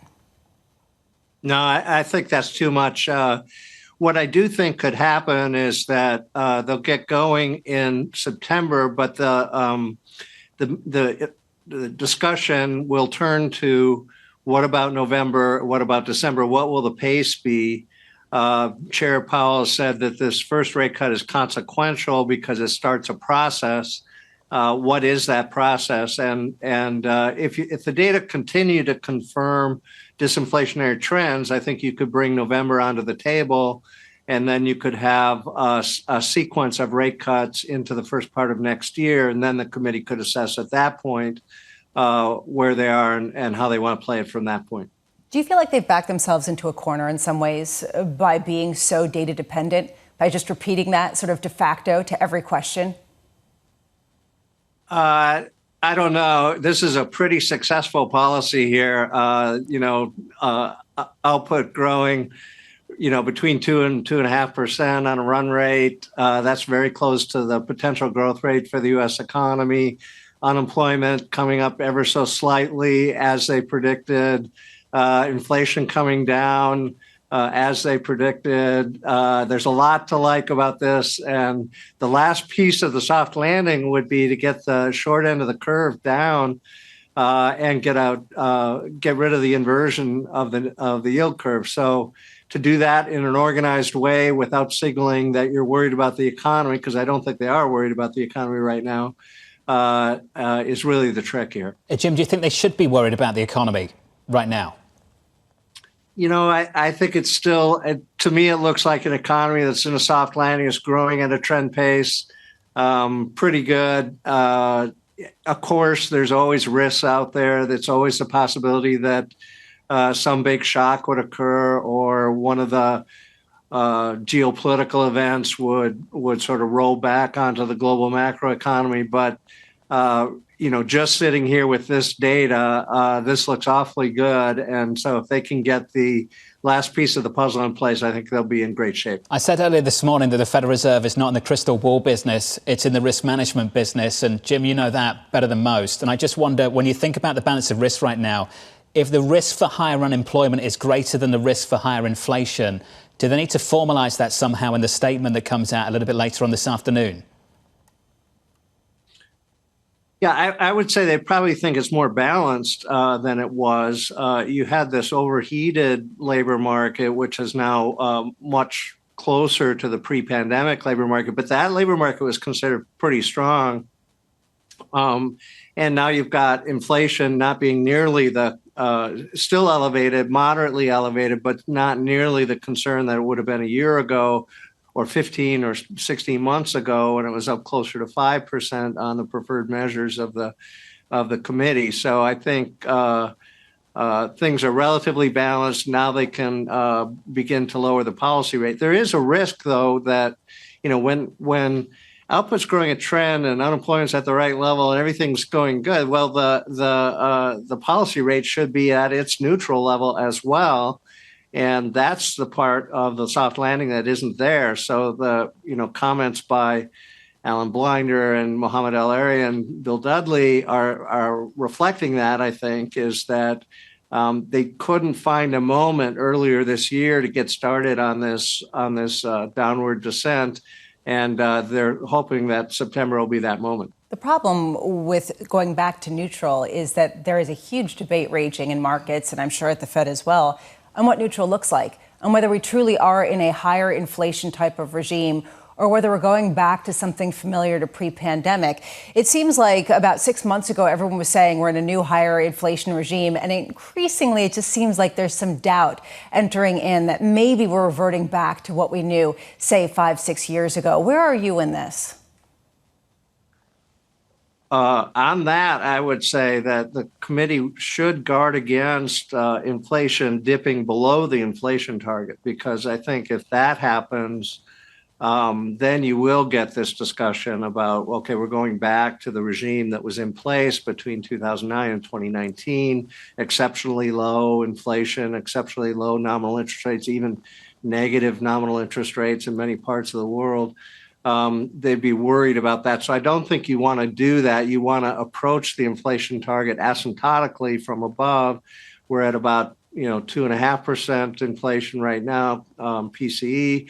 You'd like that to gently come down to 2%. Even when they lower the policy rate, it'll still be a restrictive policy. They'll still be putting downward pressure on inflation, but you don't want to put too much pressure on now because you want to glide path into the 2% target. Based on what you just said, you earlier said that the balance of risks is basically pretty equally balanced, measured at a time where inflation's coming down but still present and employment still looks like it's fairly strong. Based on the fact that you think that there is a greater risk of inflation undershooting than overshooting, that is the bigger risk that the Fed needs to counter, what would be the argument for them not to say that the balance of risks? So far, it's a risk that hasn't even been talked about. But now it's time to start thinking about that as you try to get this last leg of the soft landing in place. And so, when you're coming off 5% core PCE inflation, you're kind of, it's traumatizing for a central banker. So right now they've just been focused on let's make sure inflation is not going back up, and that was the story certainly in the first quarter of this year. But now that you've got better inflation reports, now you have to think about, how do we play the end game here, declare victory, get into the soft landing, and then see what's around the corner. So why wouldn't they just put an emphasis on the employment market and say that there are clear signs that it's softening, there are clear signs that it's normalizing, and we aren't sure where it's heading? Right now, we're going to focus more on that than inflation. I think they've been gently saying that. But really, the labor market has been normalizing from a very hot market. You had 2 job openings for every unemployed worker, just astoundingly high. Now you still have 1.2 openings per unemployed worker or so. That's the pre-pandemic number. That was also a good labor market. So it's not that the labor market is deteriorating in a way that causes alarm or would cause the committee to move. But you have to ask if, and Austin Goolsbee of the Chicago Fed has asked, if you thought 5 3/8 was the right policy rate last summer when inflation was much higher, why do you think 5 3/8 is the same? Is also the right policy rate today with a little bit higher unemployment and much lower inflation. So you do have to react to the data in the big picture, and I think that's the committee's looking for the right way to do that and the right moment to do that, and it looks like September is going to be that moment. Hey Jim, boiler up. Am I doing it right? I think I'm doing it right. Former St. Louis Fed President Jim Bullard out of Purdue now. Appreciate it, sir. Thank you very much. I want to go to the statement just briefly, the last statement we got from the Federal Reserve. The first paragraph is essentially where they think the economy is right now, the strength of the labour market, what inflation has been doing. And it's on the labour market when they say this: job gains have remained strong and the unemployment rate has remained low. Then it kind of just sort of move on from that. And then the second paragraph, you get the assessment of the balance of risks around some of their outlook for the economy, for the labour market, for inflation. The committee judges that the risk to achieving its employment and inflation goals have moved towards better balance over the past year.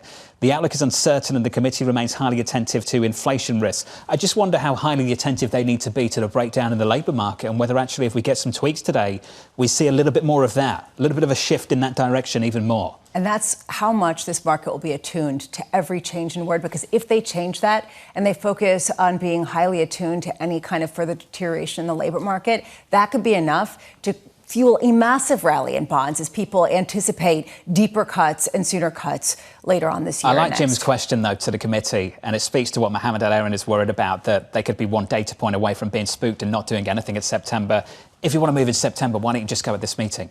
That's basically what the Jims of this world have been asking on this committee, but this is just the way the Fed works, I guess. Well, how do you justify it if you believe in forward guidance and you haven't delivered that forward guidance ahead of time? That's kind of the sticking point here. A Fed decision, 2 p.m. Eastern Time, news conference 30 minutes after that. With an update on news elsewhere, let's get to your Bloomberg brief. Let's cross over to Danny Berger. Hey, Danny. Hey, John. Delta says it expects a $500 million impact after it had to cancel thousands of flights following an errant software update from CrowdStrike.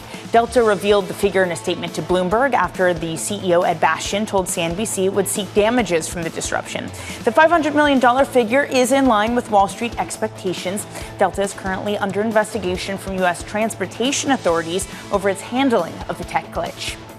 Boeing shares rising in the pre-market, up more than 1%. It announced industry veteran Kelly Ortberg as its new president and CEO. He'll replace Dave Calhoun, who announced that he's stepping down at the end of the year. Ortberg ran one of Boeing's biggest suppliers, Rockwell Collins, until 2018 when it merged with RTX. He then acted as an advisor to the RTX CEO before retiring in 2021. Boeing also reported its earnings this morning, saying revenue in the second quarter fell short of estimates. And it is day 5 of the Olympics kicking off today. 18 medal events taking place. That includes artistic gymnastics, diving, and swimming. Athletes have already taken to the Riverside this morning for the men's and women's triathlon. Officials did declare that the water quality was safe. France picked up gold in the women's race, and Great Britain, Alex Yee, overtaking New England's Hayden Wild on the final turn for gold in the men's race. The U.S. is leading the overall medal count with 27. 4 of them are gold. Meanwhile, China has 8 gold medals and 16 overall. And that's your brief, John. Danny, thank you. Thanks for this morning. Yesterday afternoon, emotional watching the gymnastics, wasn't it? Yeah, well, I mean, I know that you're biased because U.S. came first, then came Italy. It's quite a lineup. Everything was going in our favour. I mean, I've got to say, it was emotional, though, that team, that gold team from the United States. Some of the stories, there was an athlete for the Brazilian gymnastics team, grew up in the favelas, dirt poor, one of 8 children, and the brothers would walk her 2 hours to get to the gym. You know, you hear all these stories come out of the Olympics, the dedication, the sacrifice that these families make to have this moment every 4 years. It's pretty phenomenal. And very few of them are coming from very privileged backgrounds where they were able to train just with endless resources. There are a lot of people who grew up like that. It brings tears. Congratulations to Team USA. And what are we calling this? The Redemption Tour. It's just phenomenal, phenomenal. Up next, we'll set you up for the rest of the week and a busy day ahead from New York. This is Bloomberg.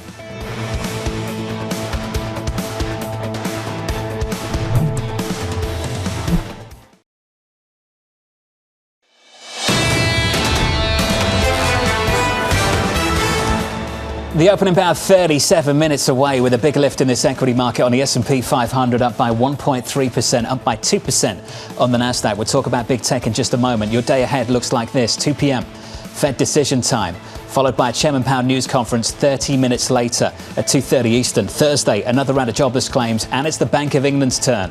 And then on Friday, the big one, the payrolls report. As for the earnings, a little bit later on, after the closing bell, Meta ahead of Apple and Amazon a little bit later this week tomorrow. Joining us around this table, I'm pleased to say, is Bloomberg's Ed Ludlow. Ed dropping by from the West Coast to the East Coast. Ed, you've been a busy man already. What should we look for from Meta later on this afternoon? Yeah, based on what's happened so far, don't miss estimates. That's probably a good start. And they're going to be laser focused on capital expenditures, right? Mark Zuckerberg's talked a lot about it. I don't know how you guys feel about Meta in relation to the other mega caps. Like, a lot of investors I speak to think it's a very different beast. Even if you go on fundamentals, it trades at like sub 21 times forward earnings, Microsoft at 31 times. It's a social media platform, and that might be a saving grace, irrespective of like how much you're spending on AI, how much you're making on AI. Well, that was exactly where I was going to go. Do you think that the bar is lower for Meta to show some incredible headwind in AI in order to keep gaining investors' confidence? Maybe. Earnings with Meta are always one where somebody misses something. So last quarter, when they upgraded the CapEx guidance, I went straight to NVIDIA after I was trading on my terminal. I was like, oh, NVIDIA's jumping, shock, because that's where all that CapEx goes. And investors demanded that Meta do that and then punished them because they weren't happy with the narrative of how AI translates to their existing stuff. WhatsApp, Facebook, Instagram. Maybe we'll hear a bit more about that. You know, they are an interesting company. They're making large language models. It costs a lot of money. They are open source advocates. That puts them as sort of a leadership position in that field. They still run social media platforms dependent on advertising. Just quickly, are we happy with Microsoft? What do we think of that? Let's park the initial price action. Are we happy with the guidance we've had from Microsoft. Yeah, don't miss estimates. And again, like CapEx, big jump, and they didn't see the money coming out the other side. But I don't know if you guys saw in the earnings transcript, it was pretty clear. Twice, Amy Hood, the CFO, said it's going to take 15 years for us to start making money on these capital expenditures, monetization. And that seemed like a big clue of how long this is going to take to materialize. It's a long, long runway, and it's good to see you. Microsoft is down by a little more than 2% in early trading. Talk about a lineup a little bit later on, 1:30 Eastern Time. A Bloomberg Surveillance Fed special. Here is your lineup. Bob Michael of JP Morgan, former Fed Vice Chair. Rich Clarida, Diane Swank of KPMG, former New York Fed President Bill Dudley. That's just a snapshot. There's a lot more than that tomorrow. Scott Devitt of Wedbush, Jim Zelter of Apollo, the Barclays CEO, CS Venkatakrishnan, and the former Kansas City Fed President, Esther George. We'll see you a little bit later this afternoon from New York City. This was Bloomberg Surveillance.